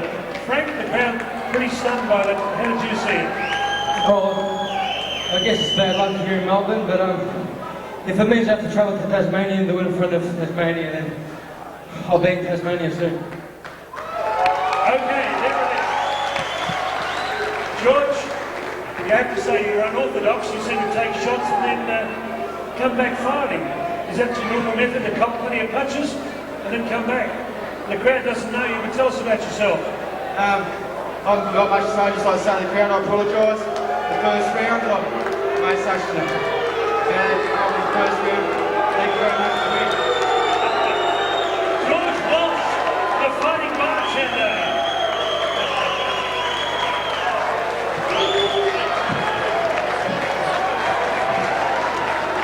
Well, it's sad to see sometimes the wrong hand goes up, but that's how the judges saw it. We've got to understand that these kids put in a lot of hours and days and work, so if the judges can be a bit more careful, it'll be a lot better, because we might turn some of these kids off, so let's try to be a bit more careful. First of all, I'd like to congratulate Michael for putting on a great show in Springvale again. It's great to see, I haven't been here for a while, but great to see that Michael's keeping up the quality and the fights and getting a good crowd here. But however, I would like to talk about Sunday night. If we can have Arthur Sofocleous up in the ring, please. Arthur, and also Jack Page. If you can just come up the ring, please. While they're coming up, I'll just explain what's going on Sunday night at the Crown Casino. We hold them back 300 seats for door sales. We're nearly sold out, but we're going to hold back 300 for our last customers. Jack Page is supposed to fight Michael Zambidis for a world title. Michael came out last November and knocked out Barish Nezif on the 12th round, won the world title, went back to Greece. He's coming back from Greece. He was supposed to fight Cenk. Cenk had an accident on the weekend, so Michael will be fighting a Thai opponent, Konsek Lek, a 12-round world title. The second main event on the night will be Arthur. Is Arthur here, please? Arthur's probably very well known to this crowd here.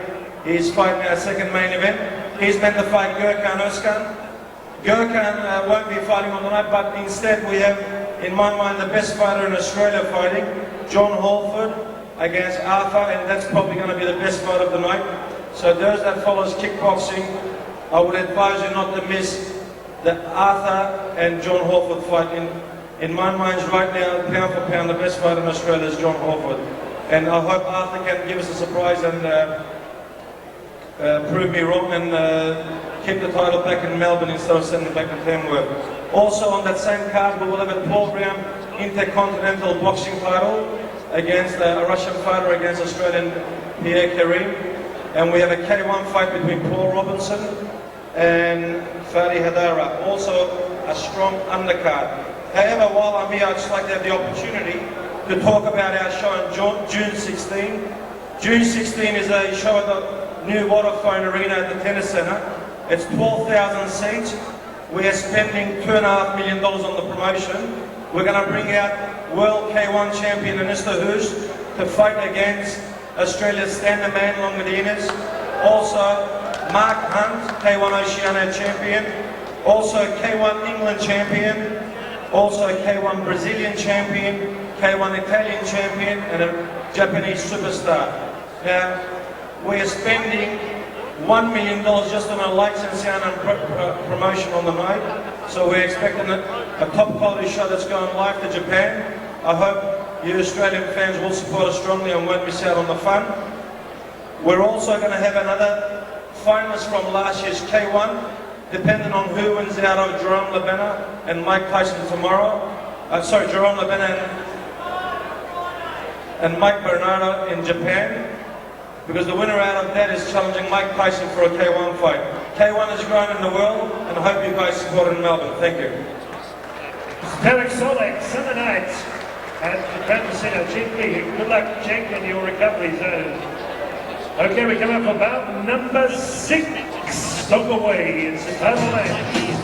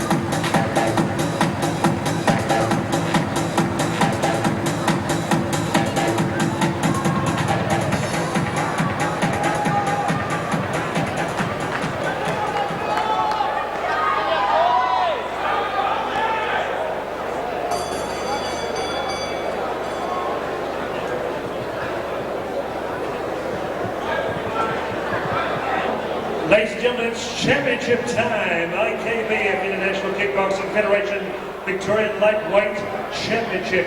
Scheduled journey, 4 rounds of kickboxing. Ladies and gentlemen, would you welcome on my right, occupying the blue corner, it's getting 63.30 kilograms, with his mentor Dave Haggerty. Last night by the poolside by the Crocodile. He scaled 63.30 kilograms, wearing total black trunks. He's a ball of fire. Will you welcome Paul Crowley?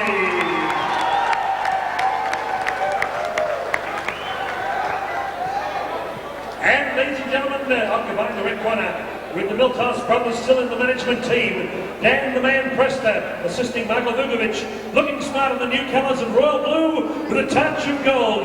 Ladies and gentlemen, last night he scaled 59.95 kilograms, wearing silver trunks with red and black. Born the Nine! Grand winner, give referee's instructions, IKB and Victorian Lightweight Championship. Good luck, here we go. Lightweight fight coming up here, Bjorn Liyanage, weighing in at 59. The big after party, fully. The red corner and Paul Crowley, who fought magnificently here last year, all ready for action, weighing in another 4 kilos, nearly heavier at 63.3, Colin. A bit of a weight differential there. Yeah, there's a fair weight difference there, isn't there? 4 kilos in a title bout's a fair giveaway, but then again, Bjorn obviously not worried about that at all. Bjorn definitely has the reach advantage, and so that's going to negate that weight for sure. And a big advantage with the leg kicks too. He's so tall. He's got a beautiful action with those legs, but if Crowley gets in close, like he is now, it's going to cause Bjorn a bit of trouble, I think. Yeah, I think that. Well, I'm definitely sure that's what Paul's tactic will be. You want to draw in Bjorn very close, so Bjorn negates Bjorn's reach. But I don't think Bjorn's going to let him do that too easy. No doubt about that. Crowley's trying to get in underneath and use his weight advantage with some probably some punches to the rib cage and the body region, and also getting close with some leg kicks. But Bjorn, with the reach, will probably stave him off as he tried to do then, and Crowley's come in to grapple with him and then pushes him off before Graham Waddell has a chance to get in to split them. I like Bjorn's style. He's very textbook Sting Jim. He's obviously trains a lot with Arthur. Very cool in the first few rounds, then he comes hammering home in the last. So possibly this is a tactic that we'll see from him again, as we've seen once or twice before. Well, seems to be a problem with Crowley's mouth guard at the moment. He has some difficulties with the dental area, but now he's okay, ready to continue on. And Liyanage waiting, standing there waiting, Crowley ducking and weaving, but not a great deal happening. Liyanage waiting for an opportunity to either drop in that straight left and that leg, that beautiful leg action. Pummels away at Crowley in the corner, in the blue corner, but no damage done, and Crowley jumps out. He's whinging about something happening in the corner. He stood on something with the feet. He's asking for the corner to be cleaned up a little bit. Terrible if there's something there in the ring apron there that may have caused some damage to his foot. Yeah, well, that's for sure, particularly because it was his own corner. So, I mean, that's the responsibility of his corner to make sure things are clean, and which they've dealt with now. They've got to make sure they keep those corners clean. Normally you might see a bit of ice or a bit of water there, but you wouldn't think there'd be anything else there. But Crowley now appears to be all right. And Liyanage trying to line him up with that right leg kick. Now he comes out with it. Missed. He pulled it back a little bit there. Didn't really go on with it, and then they push each other away. There goes the end of round one, Colin, and a very interesting first round. Yeah, very interesting round. It's very textbook for Bjorn. I think he stalks his opponent into the first round or so, and then he comes, picks up the pace as the fight goes on. This, of course, is a 4 by 2 minute round fight, so he's got a little bit extra time now to show us what he's made of. No doubt about that, and that was pretty even first round. I see they've got the ice packs out on Bjorn for his left shin region area, giving that a nice rub with the ice, Colin. Is that we haven't seen that happen tonight so far, have we? Well, to this stage of the fight, we've seen everyone in their shin guard, so obviously up to this stage, all the fighters would have had to have less than 5 fights. Of course, more than 5, you can nominate not to wear your shin guards, to which these boys have done. You'd have to, and that's definitely a decision that it's up to the fighter and fighter alone. That again, you've got to look at it. What is the safety? What's the main safety factor here? Bjorn is very slim in the legs. Do you think he should have the protectors on? Oh, it's very hard to say. We did unfortunately have a leg break up at Cobram there last year. We had a very slight fellow who actually broke both bones in his leg, which was horrible. But it's hard to say whether a leg protectors would have helped that or not. Crowley came in hard there, just talking with some big leg kicks there to Bjorn. Got him underneath and nearly lifted him up off the ground, and then a right uppercut. Waddell might have a word to him, no. That was illegal. And Crowley is getting quite violent in the second round now. He's really having a go, and Bjorn's got his work cut out, Colin. Well, I think that's the thing. Paul has to up the pace because he's and get in underneath Bjorn, or otherwise he's going to get stung. So that's in fact what he's doing. It's a great lot of midsection techniques, which is scoring really well. He went to town on Bjorn then on the ropes there, Colin. He was actually hanging on to Bjorn's arm, on one arm, as he was uppercutting him with his right fist. Must have hit him with 3 or 4 uppercuts, I think. Well, the thing is too, Bjorn's kicks score really well because he hits hard. So Paul Crowley has to come home with a lot of punches to make up for the fact that they don't score as well. But they're hitting nice and hard, so he's bringing back that deficit. Yeah, well, Bjorn's got to get away from Crowley when Crowley crowds him and pushes him into the ropes. He's got to give himself some air so that he can deliver leg kicks and punches with his long reach advantage with both limbs. He needs to do that. He doesn't need to get into a fisticuffs close in with Crowley, because that's just falling straight into Crowley's hands, I think. Yeah, I think that you're definitely right there. Having said that, he doesn't seem to be particularly perturbed by the in-close fighting. He guards up well. He's going for those inside thigh kicks. So it's maybe, again, it might be just a tactic of Bjorn's at this stage of the game. Still has a couple of rounds to go, so we're going to see a lot more from him as the fight goes on. Crowley's trying to build up early points by being right on the attack here. I see Mike Vigovic yelling at Bjorn to move in, I think. He tried. Look at Crowley hanging on again with the left hand and punching Bjorn with the right. Waddell may come in and have a word. No, didn't see it, I don't think. But gee whiz, Crowley's got the tactics worked out there, hasn't he? Just like to hang on. Yes, he is. He's in there. He's got Bjorn right up against the ropes. He's hammering away with the punches. He'll be scoring really well at that stage. Although having said that, we can see a lot of inside thigh kicks coming from Bjorn, and they, in fact, are bringing back the score. Yeah, well, that's right. Well, Bjorn was working to town, going to town on the legs of Crowley, as Crowley was going to town on Bjorn's upper body region then, Colin. Paul Crowley's looking very pleased with himself there, which is so he should be. He's looking very well. There were a great lot of handwork happening there, and scored extremely well. I would say that his corner will be more than pleased with how he's going at this stage of the game. He did fight quite vigorously in that round, but I would have thought Graham Waddell a couple of times may have just had a little word to him about the hanging on with the left glove while he punches with the right. This is a situation. Well, I think the other thing is too, I mean, both these boys have had obviously more than 5 fights, fighting without the shin guards, and so therefore the referee, an experienced referee like referee Graham Waddell, will be a lot more hesitant to slow the fight down when they're exchanging techniques, and because allow the fighters to fight away from that situation and use their expertise to open up the gap. No doubt about that. He would realise that these boys probably expect them to do everything they can to get out of trouble before he has to move in and do something about it. As we move into round 3.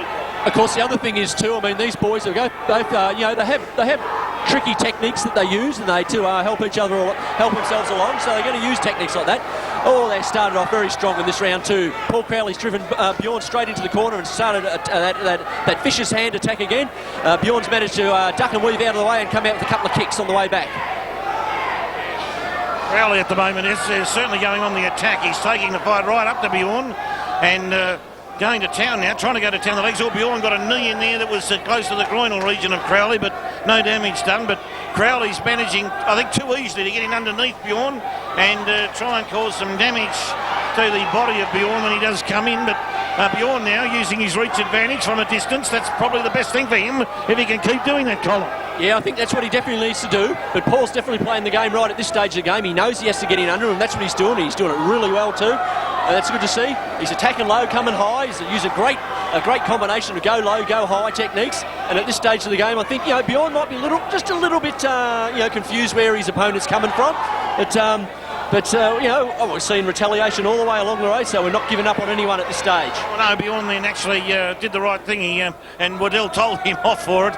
He shouldn't have done it. He had the gloves round Crowley's head while he's dropping the knee in 2 or 3 times into the solar plexus, or the stomach region of Paul Crowley. Couldn't get his knee up the size of plexus, but was in the belly. Yeah, of course, Paul's employing this charging technique at this stage, and I think it's worked. Like I say before, it's working really well for him. A few good overhand techniques that seem to be landing. From where I see it, they seem to be judged scoring very well. But in turn, Bjorn's coming back with lots and lots of inside thigh kicks, and again, being a higher priority technique will be bringing the score much closer, and the judges will be looking at that all the time. Certainly will. Mike Vukovic's calling at Bjorn to get away from the corner, get away from Crowley in close and get into the centre of the ring and use your reach, son. That's what Vukovic's screaming out at the Bjorn at this point in time. And that's the end of the third round. Another good solid round from both boys. Crowley, though, would be fairly happy with himself at the moment, I believe. Oh yes, I can see again his corner look very pleased with the pace at which he's travelling this stage. We have one more round. This is going to separate the men from the boys, of course, and we'll see what happens for this one. Number 6, I can be a Victorian like Here we are, Mike Vukovic promotions here at Springvale, fourth and final round of this lightweight bout between Bjorn and Liyanage, weighing in at the 59.95 kilos, and Paul Crowley, 63.3, currently using his extra weight and his ability to rush into his opponent and score. He'd be pretty proud of himself at the moment, but the fourth and final round, anything can happen. So here we go again, Colin with the boys. Crowley still endeavouring to use the same tactics, and Waddell splits them up.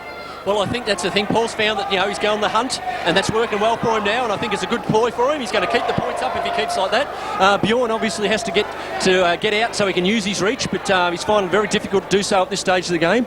Bjorn falling into the tactics of Crowley, who's turned into a street brawl at this stage of the game. Nothing more than a street brawl from his point of view. He's rushed in, he's using those tactics beautifully. Bjorn tried a spinning back kick, but that's the sort of thing that you would think that... Gee whiz, the percentage at times of getting a spinning back kick in this part of the fight, Colin, do you think that was good tactics? Well, yeah. Well, I'm not a great believer in spinning back kicks. I believe that a lot of people end up on their bum from trying to do them. But having said that, a technique that works for some. At this stage of the game, obviously Bjorn needs to use his reach with his legs. His legs are a great asset to him. Paul's, of course, charging in now and getting him up against the ropes and using his hands and obviously scoring really well. So Bjorn has to use everything within his capabilities to come out from there. A nice uppercut coming from Paul. Unfortunately, he's just skimming past his left ear. Bjorn's still throwing a lot of inside thigh kicks, and the judges are looking at that. They're a difficult technique, and they're scoring well. So, I mean, it's difficult at this stage of the game. We can say, yes, Paul's coming in. He's been the aggressor. He's throwing lots of punches, but it's evening itself up as long as the fight goes. No doubt about that. But the rushing tactics of Crowley, that's what's caused Bjorn just I spoke. Beautiful left leg raised up. I think it struck Crowley around the jaw region. Beautiful leg effort there by Bjorn, and then again to the side of the body. But Crowley rushes in a moment ago or some time ago. He got in a beautiful right hand as Colin was commentating, and he is looking very nice at the moment. Crowley's, as I said, he's turned into a street brawl. He's done everything he can to do that, and then hanging on to the foot of Bjorn, Colin. Unusual tactics. Yeah, well, I think the thing is too that he's a bit tired, so he needs to hang on a bit. Well, there's the end of the round. It was a very interesting round, that one too. Both boys were doing a lot of work, so again, good luck, judges.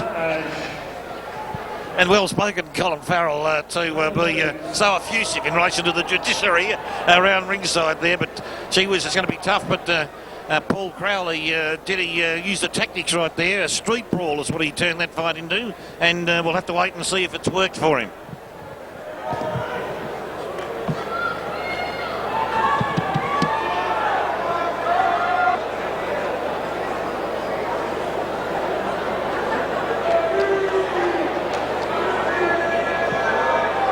Ladies and gentlemen, after 4 rounds of high class IKBF Victorian Lightweight Championship at stake, we go to scorecards and we have unanimity. The winner and the new Victorian champion comes from the blue corner, Paul Firebrand Crowley. On behalf of Flame and Nose, congratulations, Paul Crowley.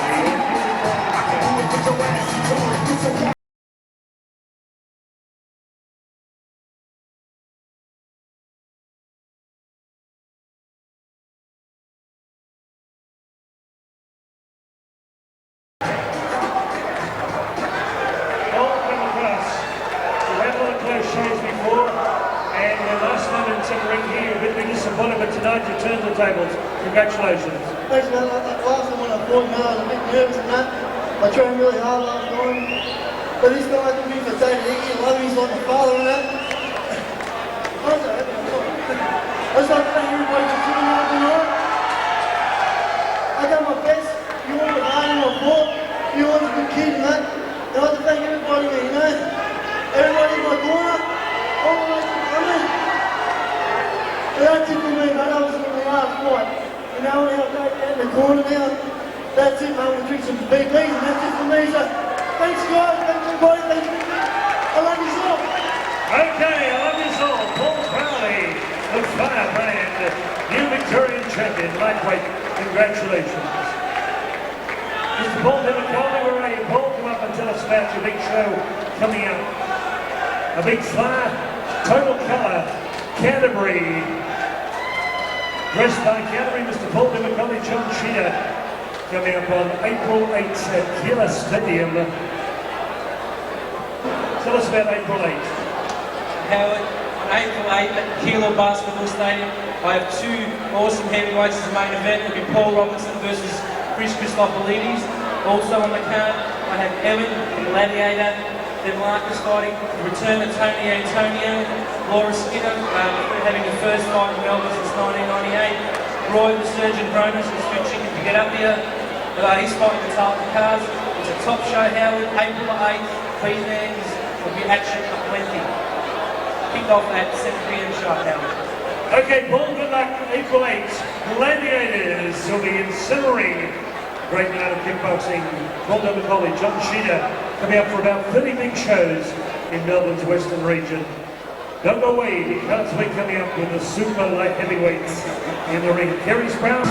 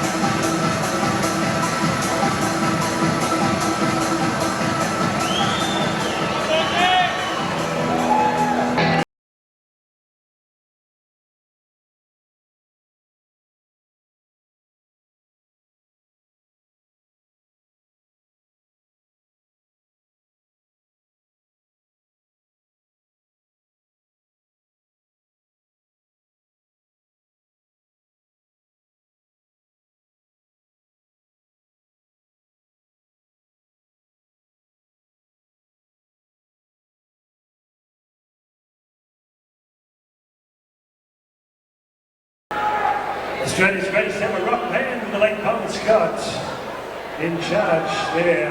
We're coming up for super light heavyweights. Here we go, ladies.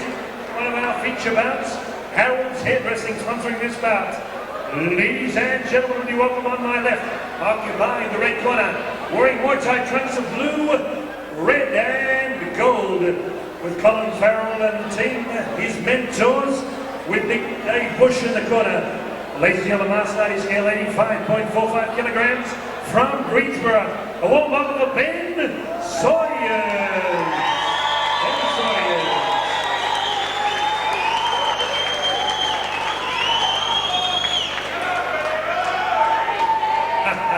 Okay, occupying the blue corner, he came in the ring with Bon Scott and the boys from AC/DC from Q, combining amateur boxing and kickboxing. Trained by Bryce Bedwinzel, ladies and gentlemen, getting 85.40 kilograms, wearing multicolored trunks, Muay Thai. Would you welcome Michael Burke? In charge of the action, Graham Woodard. 3 rounds of super light heavyweights.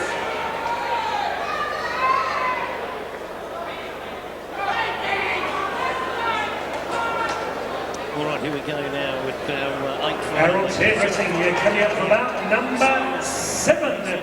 Great rates of fire. We're here with the red trunks, white pipings and embossed Muay Thai drawings on his trunks. And in the blue corner, Michael Burke, under the tutelage of Bryce Bedwinzel, similar type Muay Thai riding on the front of his trunks, red trunks with white trimmings around the rims of his trunks, and both fighters wearing the shin guards and shin protectors as Burke comes in, big right leg comes in hard and tries again with the left. Sawyers not backing away from that. Well train there is the Colin Farrell man here tonight. But Burke comes in hard. Comes in very hard with that right hand there and tries a left leg kick. He was going to throw a right knee, but he pulled it back at that point where Sawyers came in with a right leg to the stomach. And both boys here fighting very hard. First up, good punch to the jaw from Burke on Sawyers. He would have felt that, Ben. No doubt about that. And the leg kick, inside leg kick by Burke, caught to Sawyers. As Sawyers, again, he tries a inside leg kick. And both boys going at a feverish pace here in the first round. Sawyers is trying very hard here to have an effect there on Burke. Burke is at the moment probably has a slightly longer reach. The boys both weigh in pretty similarly, around about the 85.45 kilogram mark. So no weight differential. Burke trying hard with a straight. Big vicious straight right there from Burke. Just misglanced the jawline of Ben Sawyers, and Burke received a low blow. He's windy at the moment, and Graham Waddell gets the boys to continue on, and no real damage done there. As Sawyers then sticks out the left leg into the stomach of Burke. But Burke, he's got some big punches there, coming in hard with the left hand and then bounces back.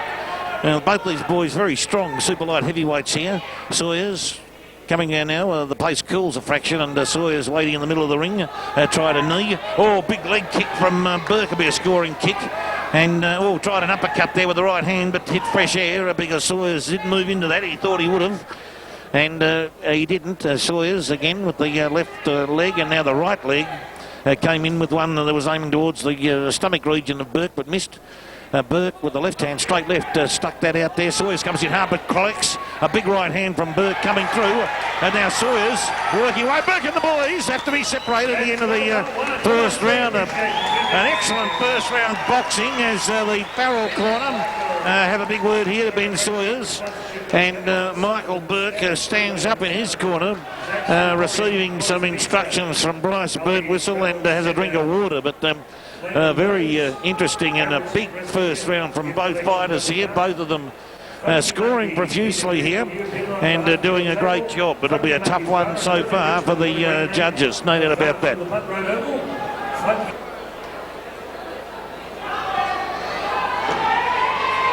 Round two coming up in this super light heavyweight stoush between Ben Sawyers in the red corner and Michael Burke in the blue. And cracking a right leg kick to the rib cage of Ben Sawyers. You'll be able to cook your bacon and eggs there tomorrow on that area, that's for sure. That was a cracker of a kick. And a great start to this round by Michael Burke. Ben Sawyers now trying to come back hard, but Burke with the longer, slightly longer leg reach, as well as his reach with the arms. But Sawyers comes in hard, pushes Burke to the ropes, and also assists him with a right knee to the stomach. And Sawyers now got his work cut out. All trying hard. Was that a push or was it a knockdown? He's holding the gloves. I think it's a slip. And Burke now back in action with the right leg to the ribcage. Sawyers comes in hard with an inside leg kick. Burke is to the wall, uses the forearm there to fend off Sawyers, and then a right hand trying to come through, slid through the facial region of Sawyers. Sawyers coming in hard again with a leg kick and trying some punching power, but Burke undeterred by those efforts by Sawyers, and now tries to push Sawyers onto the ropes. He's waiting to land that straight right that he has Michael Burke, which is a very good punch for him. It's vicious when he really gets it going. Sawyers does get in a scoring punch with the left hand. Burke comes in hard, and Sawyers working in close. Manages to land a couple of scoring punches into Burke. They're in the neutral corner near the commentary area here now, and both the fighters here, the pace has slackened a fraction. Burke shoves Sawyers away, lands him on the rope. Sawyers puts the right knee up and may have landed another leg kick to Burke. So Sawyers now, brought Burke to the canvas with a leg kick. He goes to the neutral corner, Sawyers, and Michael Burke felt that and had the count put on him there by Graham Waddell. A big leg kick from Sawyers, and did have the big man Burke going to the canvas. And again with an inside leg kick. Sawyers now exerting authority in this fight after a first round that may not have been totally to his liking, but Michael Burke has been leg kicked twice to the canvas there, and you'd have to say that Ben Sawyers now exerting some authority here at the Springvale Town Hall here in the second round of this super light heavyweight fight. It is a 86 kilo division there, both boys weighing just under the 86 kilogram mark, and Sawyers, what a comeback for him in the second round with some mammoth leg kicks to Michael Burke, bringing the big man down to the canvas twice and having the referee put Burke into the count situation. Michael Burke still standing up in his corner, not sitting down to gain some respite from himself, but it'll be very interesting to see how this third and final round proceeds, because there's been a turnaround here with Ben Sawyers exerting authority in the second round. Here we go for this final round of a very colourful and interesting superlight heavyweight stoush here tonight. Comes Michael Burke now. Sawyers waiting for the opportunity. Must have his confidence up now, the boy from Cobram. Big uppercut didn't land, but a stomach kick did. And Burke now on the ropes there as Sawyers has increased his work rate enormously here in this fight. Throwing everything bar the kitchen sink now at Michael Burke. Michael Burke now puffing somewhat as well. And Sawyers, did he come out hard for the start of that round to try and crank up a few early points in the round? He's a man possessed, and a big right uppercut there, and a swinging right hand, right cross to Michael Burke, who's now trying to hit back with the right hand, but knocked down to the canvas by Ben Sawyers, who's on top here. Sawyers has a neutral corner. Burke and now gets to his feet, and Ben Sawyers now. Can Michael Burke come back from that fuselage shown by Ben Sawyers? He's on the ropes, Burke. Sawyers comes in, tries an inside leg kick. Michael Burke with a big right leg to the rib cage of Sawyers. And here comes Sawyers again, pushing out that right leg. Burke looks tired. Sawyers throwing leather at Burke. Burke seems to have run out of petrol tickets at this stage of the fight as Sawyers coming over hard with the right hand, the left. Uppercut there, struck home. Burke is tired. Sawyers also pace is not as what he was, but he's scoring punches where Burke can't raise his legs at this point of the fight. Sawyers comes in. Sawyers is waiting for Burke, but he is nodding at Burke. Burke's on the ropes. He hits him with left and rights. And Graham Waddell has looked at Burke. He sent him away. He sent him back to the corner. They put a standing 8 count on him. And Michael Burke isn't arguing with him about that. And Burke now has the standing 8 count, put him as a very tired boy. Sawyers comes in, knee and you punch, and Waddell stops the final position, but the standing 8 count put on Ben Sawyers.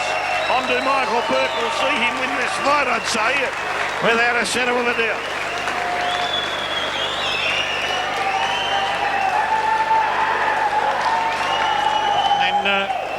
Michael Burke in a lot of pain here in the ring, both leg-wise and body-wise, I'd say. But what a turnaround of a fight after Michael Burke's first round. And Howard Lee in a second for the official decision. 256 Plate Road. You've got a great hairstyle there, Carol. Okay, Michael Burke considered defeat. Ladies and gentlemen, your winner by unanimous points. Red corner, Ben Sawyers.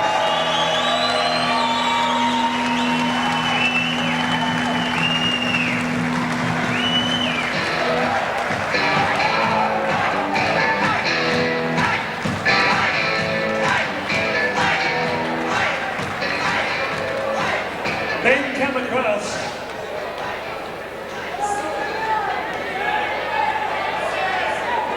Then come across.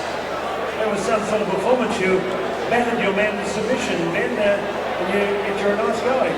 Congratulations. Really good tonight. Thank you very much. I'd like to thank my trainers and my new family. Where's your new family? I've got my wife sitting over here. What's her name? Leanne. Leanne, come up and join us in centering. Come on, Leanne. Come up and give Ben a kiss. No. No, she didn't know. But seriously, thank you for the crowd. That was unreal. Thank you very much. It's amazing what's important to get. It's nice to you, mate. Thank you very much. What a handsome man. A very gracious man there. Ben Sawyers.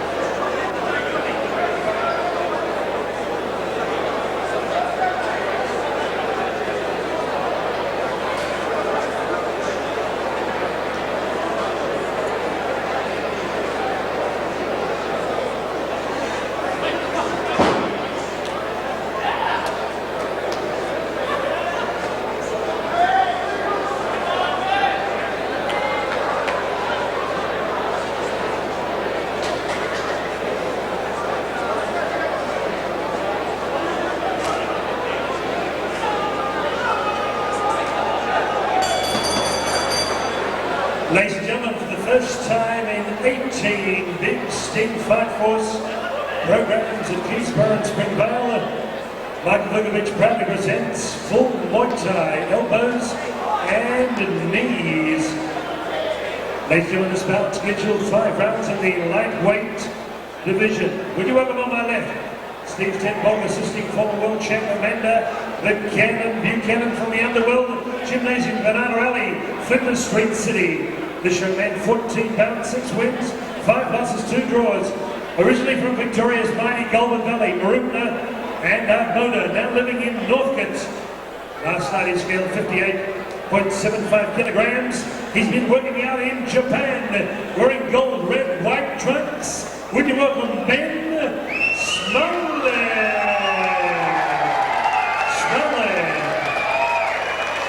And across the ring, occupying the blue corner, part of the great Tasmanian contingent. Ladies and gentlemen, his name is Daniel Shearing, 27 years of age, from Clarendon Vale near Hobart, Tasmania. Scaling 59.20 kilograms, with his brother on the corner end, George Wade, would you welcome, wearing black trunks, Muay Thai red and white, Daniel Shearing. Graham Waddell to give referee's instructions. Zach, specialising in martial arts, fantasy, number swords, code 9700 0774. Here we go with full Muay Thai in the ring at this time, bout number 8. Great pull to fire, and we are underway. In just a moment, Graham Waddell will be asking us to get rolling. White crew, paying tribute to rival and self. Here we go with round 1. This lightweight stoush between Ben Smullen in the red corner, tutelaged by Amanda Buchanan and Daniel Shearing from Tasmania. Got booed before after the last Tasmanian boy upset the crowd earlier on in the night with his antics. And Daniel Shearing with his brother in the corner, young Daniel in the black Muay Thai trunks and white pipings. And of course Ben Smullen in the red corner with the white, silvery white trunks with the red pipings and hieroglyphics embossed on those trunks. And both boys here being very wary with each other at this point. We've seen young Smullen before fight here. And first time we've had a good look at Daniel Shearing here from Tasmania. And here comes Smullen's now, just pokes out a left jab at Shearing, who not fazed by it. Both boys taking their time to move into this bout. They're very wary of each other. Smullen's nice right leg kick here. Lightweight division we're fighting here at. Both boys weighing in between 57 and 58 kilograms. And again, Shearing pokes out a right hand. Smullen's now with the right leg kick again. He's struck him twice now with the leg kicks. And confident-looking fellow, Smullen's in the Buchanan red corner. Looking pretty confident at the moment. Ready to just sizing up for Shearing as we speak, and drops in the big right hand into Shearing. The boys, big leg kick from Shearing, trying to whip around the earlobe of Smullen's. Smullen, I should say, and Shearing then again with he's got good leg action. Shearing when he's got good leg raising action, got high extension of that leg, and now a hugging situation between the boys, and the boys touch gloves. An unusual situation, the boys sizing each other up. Smullen's comes in hard. We'll be careful here with the heads. They're very close together. There nearly was a head clash then. And Graham Waddell breaks them up for the end of a very, you'd have to say, fairly slow round 1. A seeing out round, you'd say. And the boys just sizing each other up as they prepare for round 2. Now sponsoring bout 8, one of our great supporters, Gift Collections. Noble Power, Gift Collection. No, you got to fight for your rights. You got to have faith. Here we go, round 2. Round 2 as the boys touch gloves and come back in. Maybe Ben Smullen got the best of the first round with those leg kicks. To wait and see by the end of the fight. Shearing tried to throw Smullen's. He's got Smullen's around the neck, and then again in a wrestling style hold, finally gets Smullen to the ground. Probably unnecessary, but referee didn't have a word to either kickboxer for that manoeuvre. Shearing was the protagonist.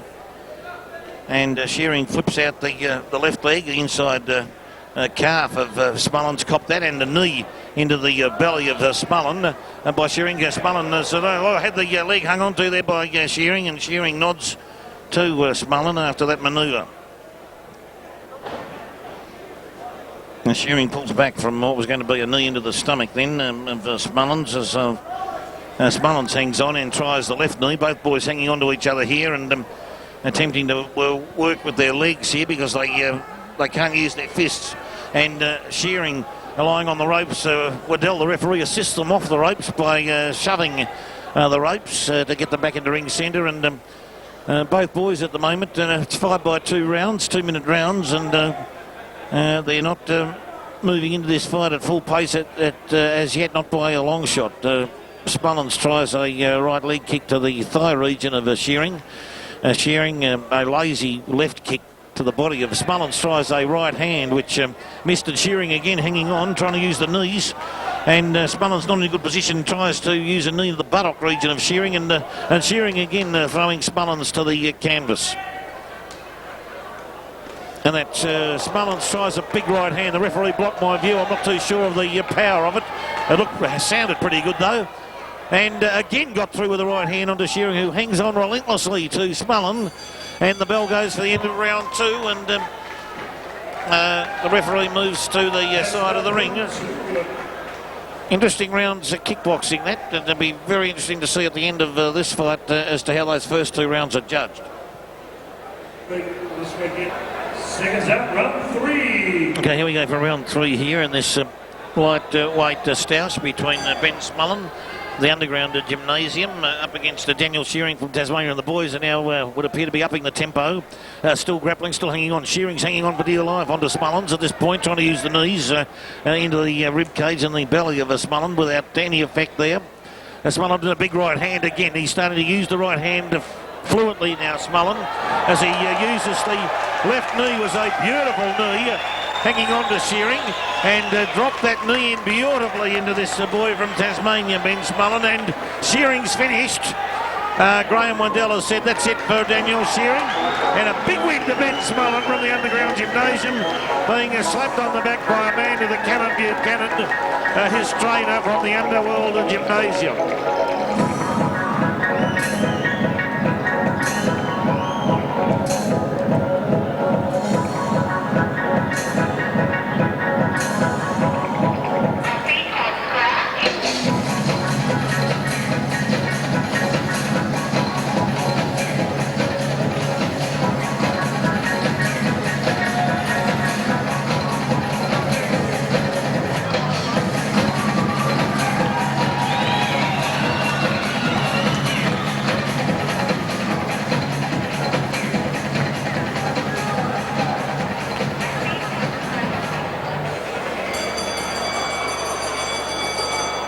Gift collection, going to represent that company, come up here and give away a beautiful trophy to Ben Smullen.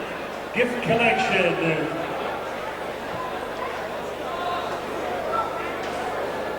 Okay, I've got Graham Waddell on behalf of Gift Collection to present the goodies.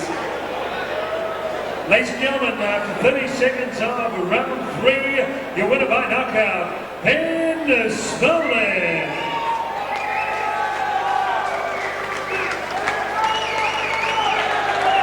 On behalf of Gift Collection, congratulations. Give up a big round of applause to Daniel Shearing from Valance in Tasmania. Bad luck, Daniel.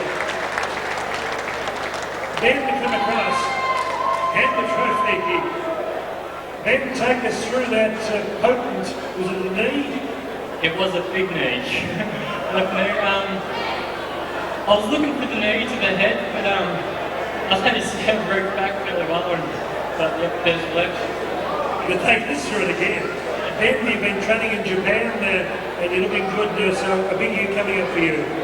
Yeah, I'm planning on having a really big year. I want to try and get more elbow fights. Sorry to think it's by the way. I was wanting to go for the 3rd, 4th, 5th big elbows, but can't complain with what's happened. I like to thank Daniel. He's tough. He's only had 8 fights and came here with not knowing much about me, and I didn't know that much about him. But it's not going to be really tight in that grapple. I was getting a bit worried in the grapple with him, so thankfully I got that back. Congratulations, Ben, with the man in McKinnes. I've really got to take a big thank you to Amanda, Steve, Matt, everyone at the Underworld, everyone over here for cheering for me. And yeah, thanks everyone. See you again soon. Bye. Daniel come across. Well, he caught you with a big bomb there and you couldn't get up. Yeah, pretty down the experience, I suppose. You know, Ben's a great fighter. No, I'm not taking nothing away from Ben. Fantastic fighter. Just that he's been around longer. Good fighter. Don't take nothing away from Ben. Full stop. Okay? So don't get that idea, please. I'd like to come back to Melbourne town.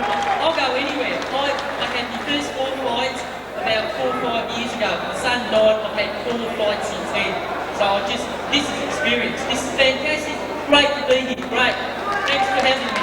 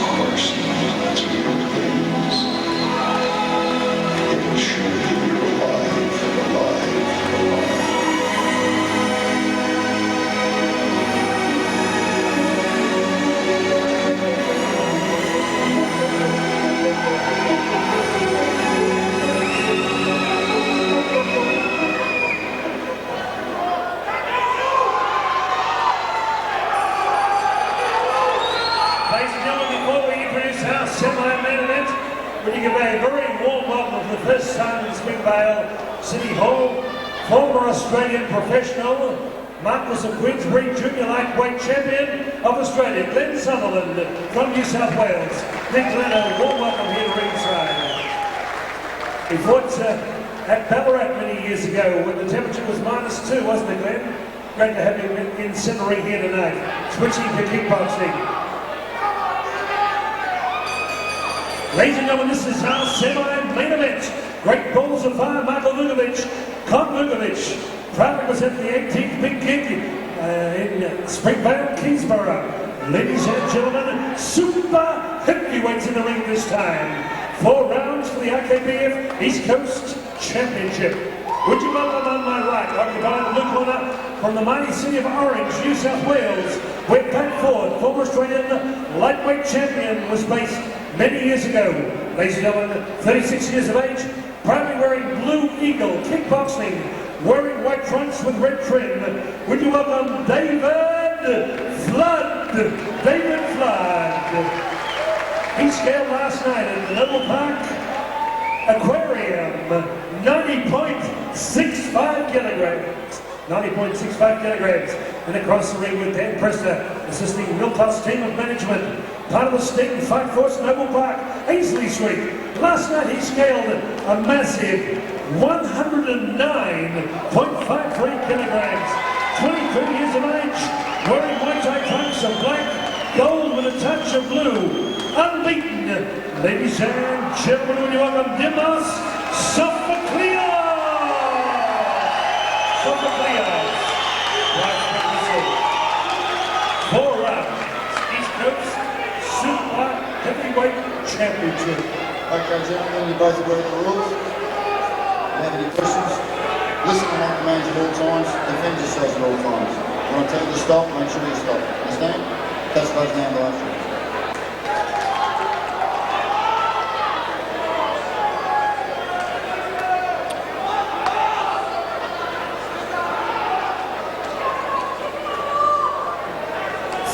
Liyanage Cafe and Ridgeway Richmond round 1. Here we go now, round 1 in this super heavyweight stoush between the big men themselves. Dimos Sofocleous there, weighing in at 109 plus kilos, up against David Flood, a much lighter and trim 92 kilos. And Cleo, big Dimos has Flood in trouble already with a leg kick. He's in the corner, Flood, and he's got to get out of there because Cleo is working him over in the corner. A couple of beautiful leg kicks in there, had Flood shaking. And Sofocleous there, the upper hand in that exchange in the corner. He's got a big leg there. Those legs are like tree trunks from an American oak. And he managed to catch David Flood in the neutral corner with two big kicks, inside kicks to the calf muscles. Another one round the knee and calf or upper thigh of Flood from Cleos. But Flood's trying to work away with a fist at this point in time. Oh! Big kick from Sofocleous brought the Flood to the ground. And but Bryce Birdwhistle did not put a count on. May have been a slip. There goes big Sofocleous throwing in a big leg there. At the Flood trying to work away at the belly of Sofocleous, who gets an inside leg kick in as Flood was bunching and nearly took him off his feet. You get the feeling that Sofocleous gets a leg in the right place there onto Flood that could be over quickly if the Flood doesn't watch it. And his gloves touch the ground again, and he kicked him on the inside leg pad then, and that brought Flood to the ground just ever so momentarily. Big kick from Sofocleous hit the jaw of Flood straight up and down there, and then whipped another one around to the right-hand side, working on the legs of Flood. The big man, Dimos Sofocleous, again a kick to the stomach region of Flood. Flood is in trouble, big trouble on the outer ropes at the moment, as Sofocleous, using his bullocking weight, shoves Flood into the corner, and the crowd go mad for the big Greek. Dimos Sofocleous using strength and skill to nearly bring Flood to a conclusion here at the end of the first round. Robbie York, the great Curry advocate in the good match. Mike Vukovic laying down the law to his man, Dimos Sofocleous, in the corner there. Did he give him a pasting even after a magnificent round like that? He can see plenty of improvement in the big man. I think he wants him to finish Flood early, and probably told him to just keep going as hard as he's been going. Oh, big right uppercut punch by Sofocleous. Caught Flood in the jaw. He's got a knee working as well and a low. Well, I don't think it hit him there. I'm not sure. He's claiming a groinal knee. But Bryce Birdwhistle, the referee, takes him to the neutral corner. And David Flood now says he's all right. But I tell you what, he probably need a breather anyway from the big Greek coming in, charging in with those big legs and knees. There goes that right leg again, strikes Flood in the left leg, and now Flood hangs on for dear life to Sofocleous. I see Sofocleous follows him across the ring now into the front of the commentary area. Gives a whacking couple of punches into the ribcage and the belly, working away at Flood. And now with the legs, Flood's just covering up there. It's like chopping down an oak tree for Sofocleous. He's got the axe out. Birdwhistle has now put a standing 8 count on Flood for not responding to that punishment. Flood couldn't be upset with that because he did nothing in which to respond to the punishment being dished out by the big Greek fellow. And there goes Sofocleous there with the right leg kick now into the left calf region of Flood. Flood's now again trying to withstand that punishment. And Bryce Birdwhistle breaks them up and then has them going at each other again as Flood's trying to punch his way out here. He knows that he's got a bit of work. He's got his work cut out here at the moment, and Bryce Birdwhistle again breaks them up. Sofocleous now moving in. He was going to go for a stomach punch in a rip into the belly with the right hand, but it wasn't there. He switches to a leg kick, couple of leg kicks into Flood. Flood tries to respond, but we know who's got the bigger and stronger legs at this stage of the fight. Flood is doing a great job in withstanding Sofocleous' treatment at this point. And here comes Flood there, withstood that barrage. And Sofocleous walks back to his corner. He's starting to puff somewhat now. And Mike Vukovic there gives him a drink of water, and we'll no doubt dish out some further instructions. Mike Vukovic in the new tunics there, the gold, white and navy blue with the what appears to be a cartoon-style motif on the back. Well, I'm not too sure what that stands for. But Cleos has had a big win. The Flood corner, David Flood cannot come out. He is retired, I'd say retired hurt. And a TKO situation on his stool at the end of the second round. It is all over for David Flood as he is hugged by Dimos Sofocleous.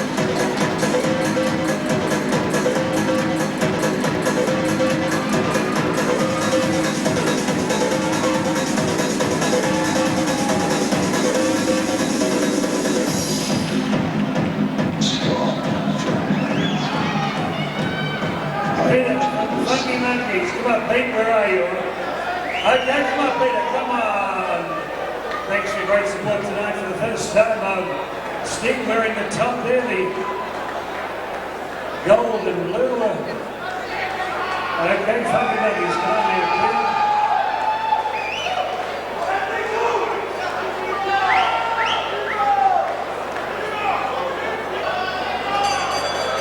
Ladies and gentlemen, the referee Bryce Burke will assign it to the David Flood corner at the end of round 2. David did not wish to continue. Therefore, the new IKBF East Coast Super Heavyweight Champion, Dimos Sofocleous.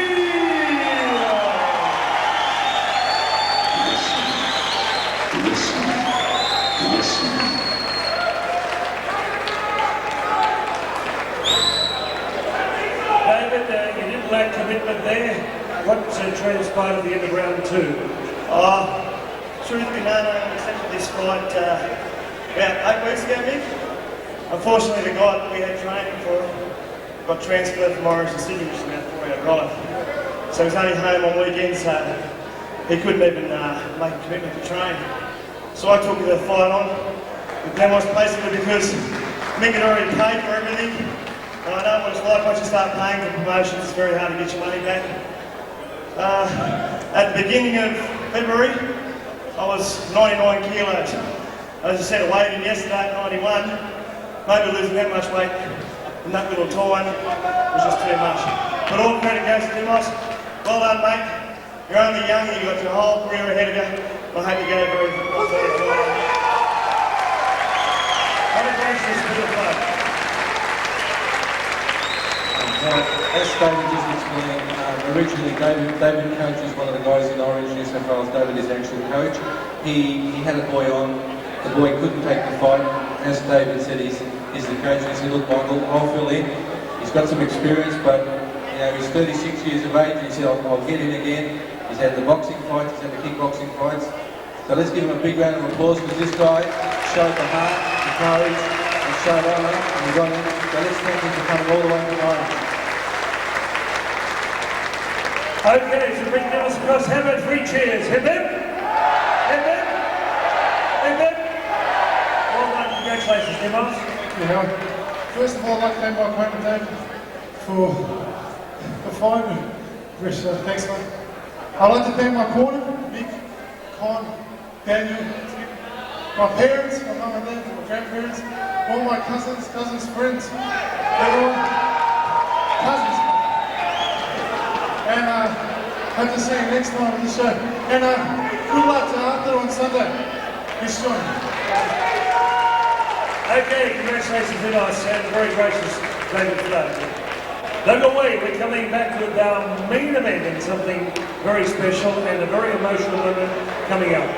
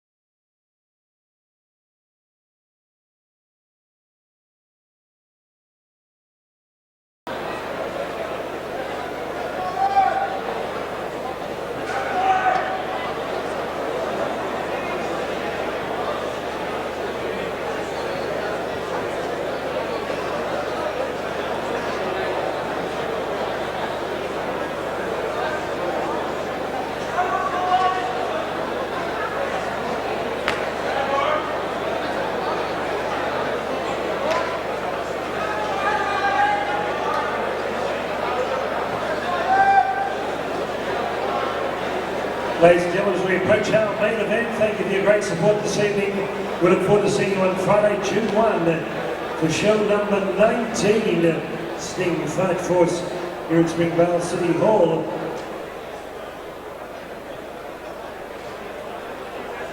Before Miss Billy Jo Powell sings the national anthem, we're going to ask you to be upstanding as we pay tribute to the late Master Dana Goodson, Master Dana the trainer.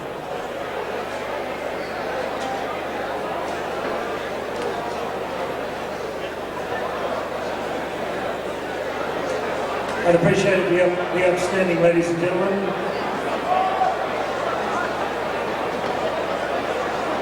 Can I have absolute quiet, please? After we pay tribute to Master Dana Goodson, Miss Billy Jo Powell will sing the national anthem for you. Billy Jo has made several television appearances, done a lot of local musical productions. Currently rehearsing for Joseph, which will be on stage at the George Jenkins Theatre in Frankston, June 8 and 9. Good luck, Billy Jo, 15 years young. Give her a warm welcome. Billy Jo Powell will sing our national anthem in a few moments.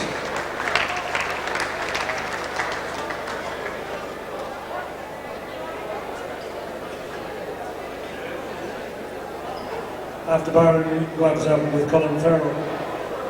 No rush, gentlemen.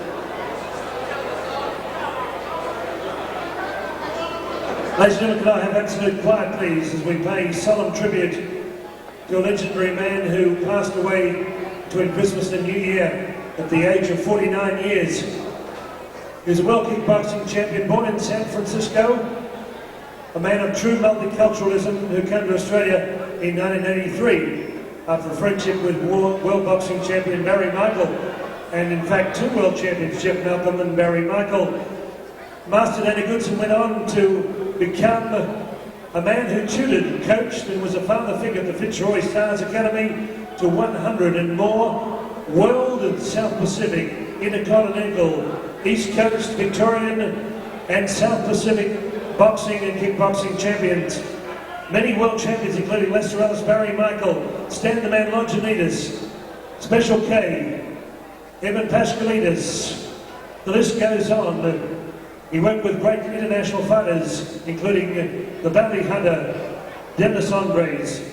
Ladies and gentlemen, his loss is our loss. We say God rest his soul. May Master Dana the Trainer Goodson rest in peace. And remember that the boxing world, the kickboxing world, remembers him with tremendous fondness and love. Number 1, Master Dana Goodson. I'll ask Peter Stoilovich, our timekeeper, to pay homage to Master Dana Goodson in the only way we know possible. The final count of 10. Shh. Shh.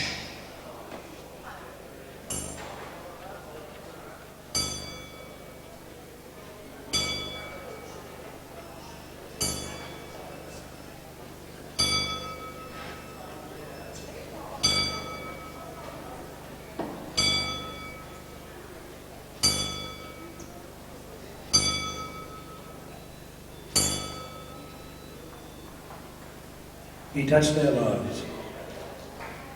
Ladies and gentlemen, remain standing and give a warm welcome again to Miss Billy Jo Powell to sing the national anthem.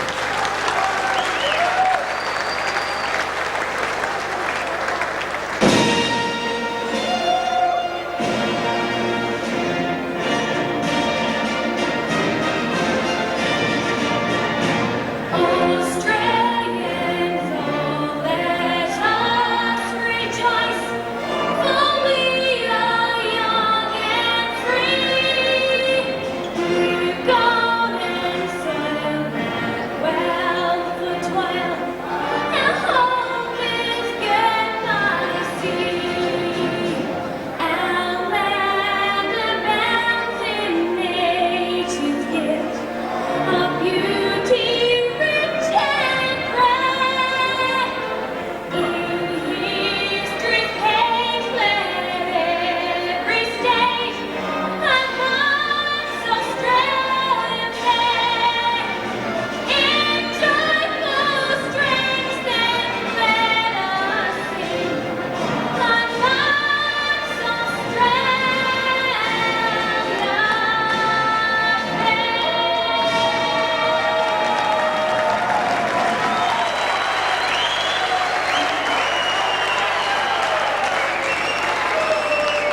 Billy Chopa.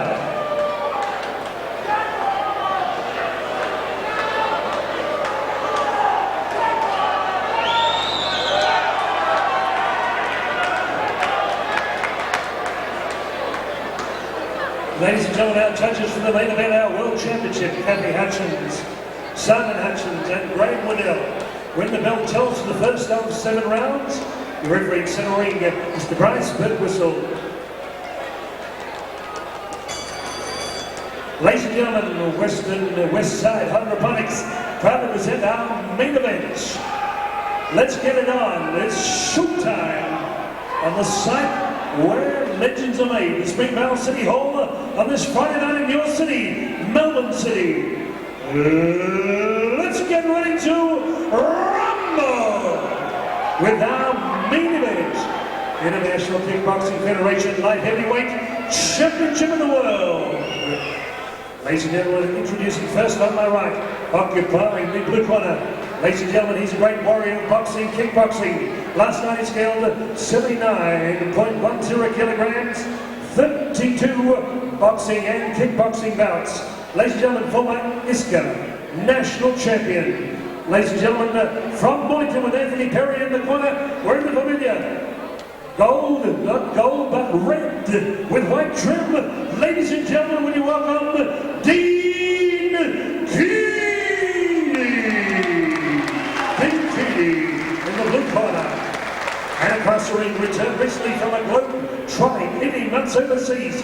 He worked out in the mighty city of York in Yorkshire. He worked out in Czechoslovakia, Ireland, you name it, he's been there, done that. From the Colin Farrell team from Mandurah. Ladies and gentlemen, last night he scaled 76.95 kilograms, 11 bouts, 8 wins. Wearing black with a few colours in there. Will you welcome Byron Gallagher?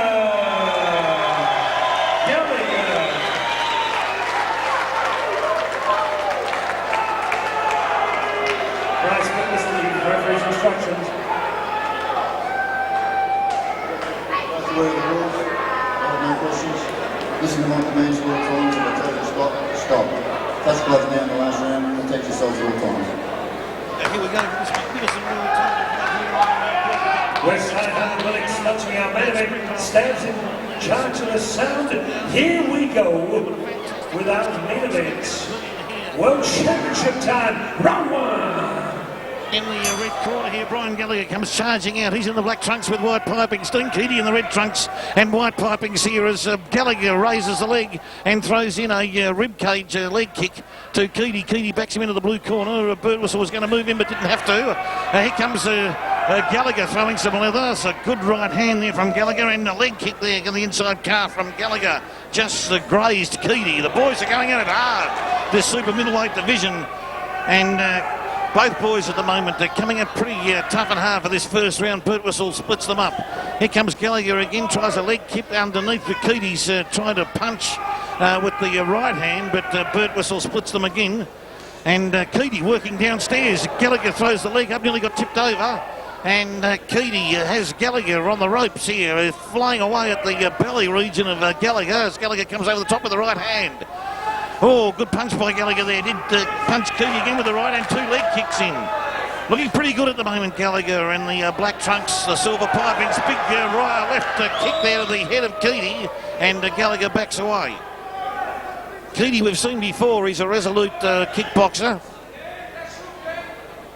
And big left hand there, but Gallagher threw the left leg in. At the same time, and got a right leg in. Birkwhistle splits them up. Bryce Birkwhistle, a lot of work here tonight. As Keady comes in, trying to work away at the stomach region of Gallagher. Obviously the tactics to work in close with the punching power, and a good right uppercut to Gallagher, but he didn't flinch. Came back with a wicked left hook, which just missed Keady. Would have been a nice punch if it had landed.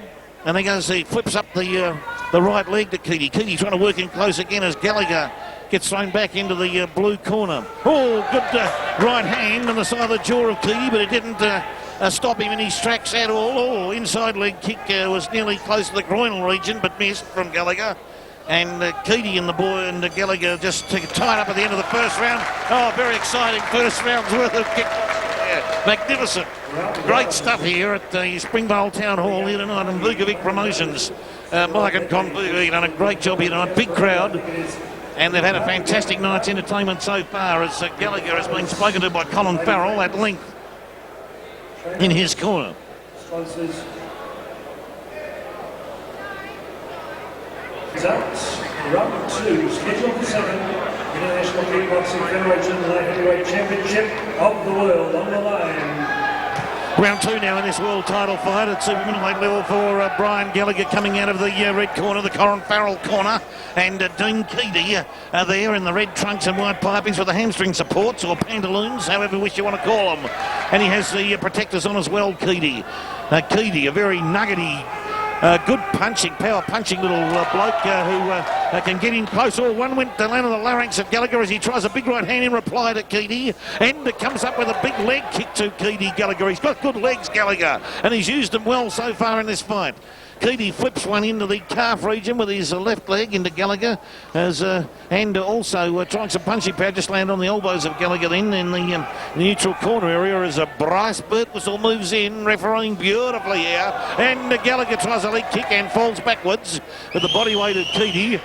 The physicality of that situation saw Gallagher land on his backside there in the close to his own red corner. Keady comes in hard. Gallagher punching around the kidney region of Keady to get him off him. Keady coming in hard with the punches towards the midsection. That's his tactics, as I said before. He's going to work in close if he can and try and reduce Gallagher in that fashion by working away at the belly and the rib cage. He knows Gallagher's got good legs. We've seen them already tonight on several occasions. He can get the high leg extension up around the head region and the rib cage. He's very accurate with them, Gallagher. Obviously been beautifully cheated by the Farrell camp in his quest for this title, Brian Gallagher. As Keady moves in, tries to punch towards the rib cage and the belly region. Oh, another rib roaster. He's working away at those ribs. Gallagher's rib cage is now red.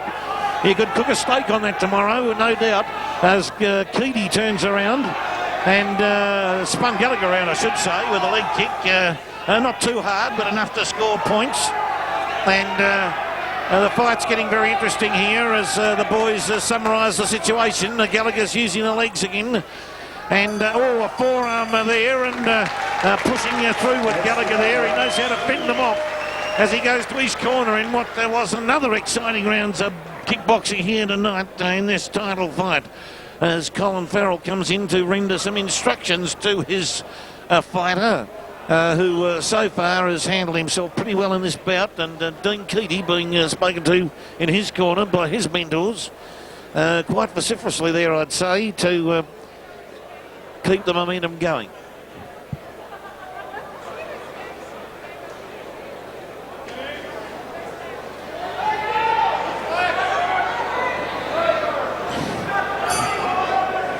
Here we go for round 3 now. Very close contest here. It's extremely close. As Gallagher tries to win with a leg kick, tried a right hand, a combination punch situation there with the left hook as well, as Keady came in and tried to throw a right leg around, and now he's managed to work his way in, grappling Gallagher, but starts punching straight away. Gallagher fends him off with leg kicks to the calf region, and the boys grappling again. Gallagher's got Keady's head in his gloves at that point, or the gloves in the head, whichever way you want to look at it. In a grappling fashion, he puts that leg again into the stomach region of Keady. Oh, big right hand from Keady as Brian Gallagher into Mars here tonight. A huge right hand, but Gallagher's up and floored him. The Irish boys up on his feet. He's made of tungsten steel. He's got a lot of resilience.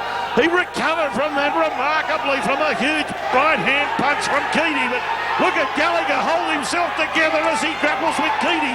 He's hurt. He's in a bit of trouble. And Bryce Birtwhistle has called him into it because he said, son, you haven't recovered well enough from that first punch. And he's told him that is enough for tonight. He wouldn't risk the fighter. He wouldn't let him go on any more, and he's more than likely correct. You must look after the kickboxer in such circumstances. He was knocked down with a huge right hand. He got back up. He tried resiliently to hang on. He wasn't able to. He was still in the fog when Bryce Birtwhistle came in and said, I'm not going to let you take any more punishment. And he made the correct decision, there's no doubt about that. Keady runs over to congratulate him for his efforts. He's a very happy man. Colin Farrell wouldn't be totally unhappy with his man because he put in an enormous first round and he's got fantastic legs, but Dean Keady was superlative with a huge right hand right cross which caught Gallagher, well, you couldn't say napping because the boy was on his mettle, but that was the end of it. And Gallagher is on his feet, he has the towel on the shoulders, and the referee, Bryce Burke, was sort of explaining the situation to his corner, but he couldn't let him go on, as Howard Lee calls in the promoter to no doubt make along with some our other fighters here, to make an announcement and to grant the trophy to the winner, Dean Keady. Bryce Burke will be able to be interviewed by Howard Lee. Yeah, he got caught with a fairly good shot, and as everyone saw, he sort of went down pretty hard and got clear and was a little bit behind. You know, in the interest of the fight, I stopped the fight so it wasn't going to go any further. You know, he hadn't recovered from his first knockdown. Very well done, Bryce. Good whistle. Con, will you fix the championship belt?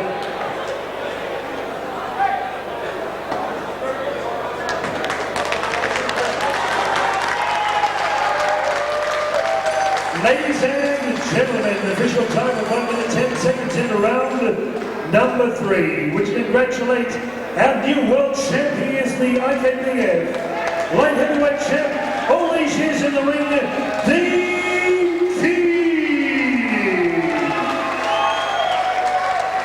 a big round of applause for Byron Gallagher. He was going beautifully, got caught there. Byron, come across. You're going so beautifully, your first bout since here in 1999, almost 2 years ago, and he just caught you with a good punch out the blue. Yeah, thanks everyone for coming along and supporting me, just my family. Thanks to the referee, Bryce, good decision, and judges, thank you.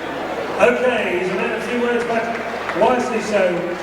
Byron Gallagher, the bullet. Colin, come on, give Byron a big round of applause in centering. He's all class. And now come across in a moment. Dean Keady. Byron will be back, but Dean Keady, last time in centering here, he was on the brink of a world championship against Luke Conchi from Western Australia. It was a draw and Dean left the ring bitterly disappointed, but tonight he triumphs after almost a decade in boxing, kickboxing. How about 3 cheers for our new champ, Dean Keady? Hip hip? Hip hip? Hip hip? Dean, all the years of, as I say, goes back to the days I called you Paul Keady or something, but almost a decade in boxing, kickboxing, and tonight's your greatest moment. Congratulations. That's right, Howard. I've been fighting a long time now. I've been fighting since I had my first fight when I was 19, that's 11 years ago. I worked out the other day, I racked up about 40 fights, haven't been a professional. So I'd like to take this opportunity tonight to retire, call it a day. I planned to retire last time I fought, but the judges weren't watching the fight, so... yeah, that's about it. I'd just like to thank Dave, who's been with me from the beginning, Anthony, Jimmy, for working with my hands, my brother Brendan, for supporting me and helping me with the kick shield work and everything, and everybody else who I've probably forgotten a lot of names over the years, but they've all helped me to get this one goal, and I wasn't going to give up fighting until I got it. So, thanks a lot. Okay, Dean Keady and Byron Gallagher, great sportsman. Thanks for being here tonight. Great balls of fire it was.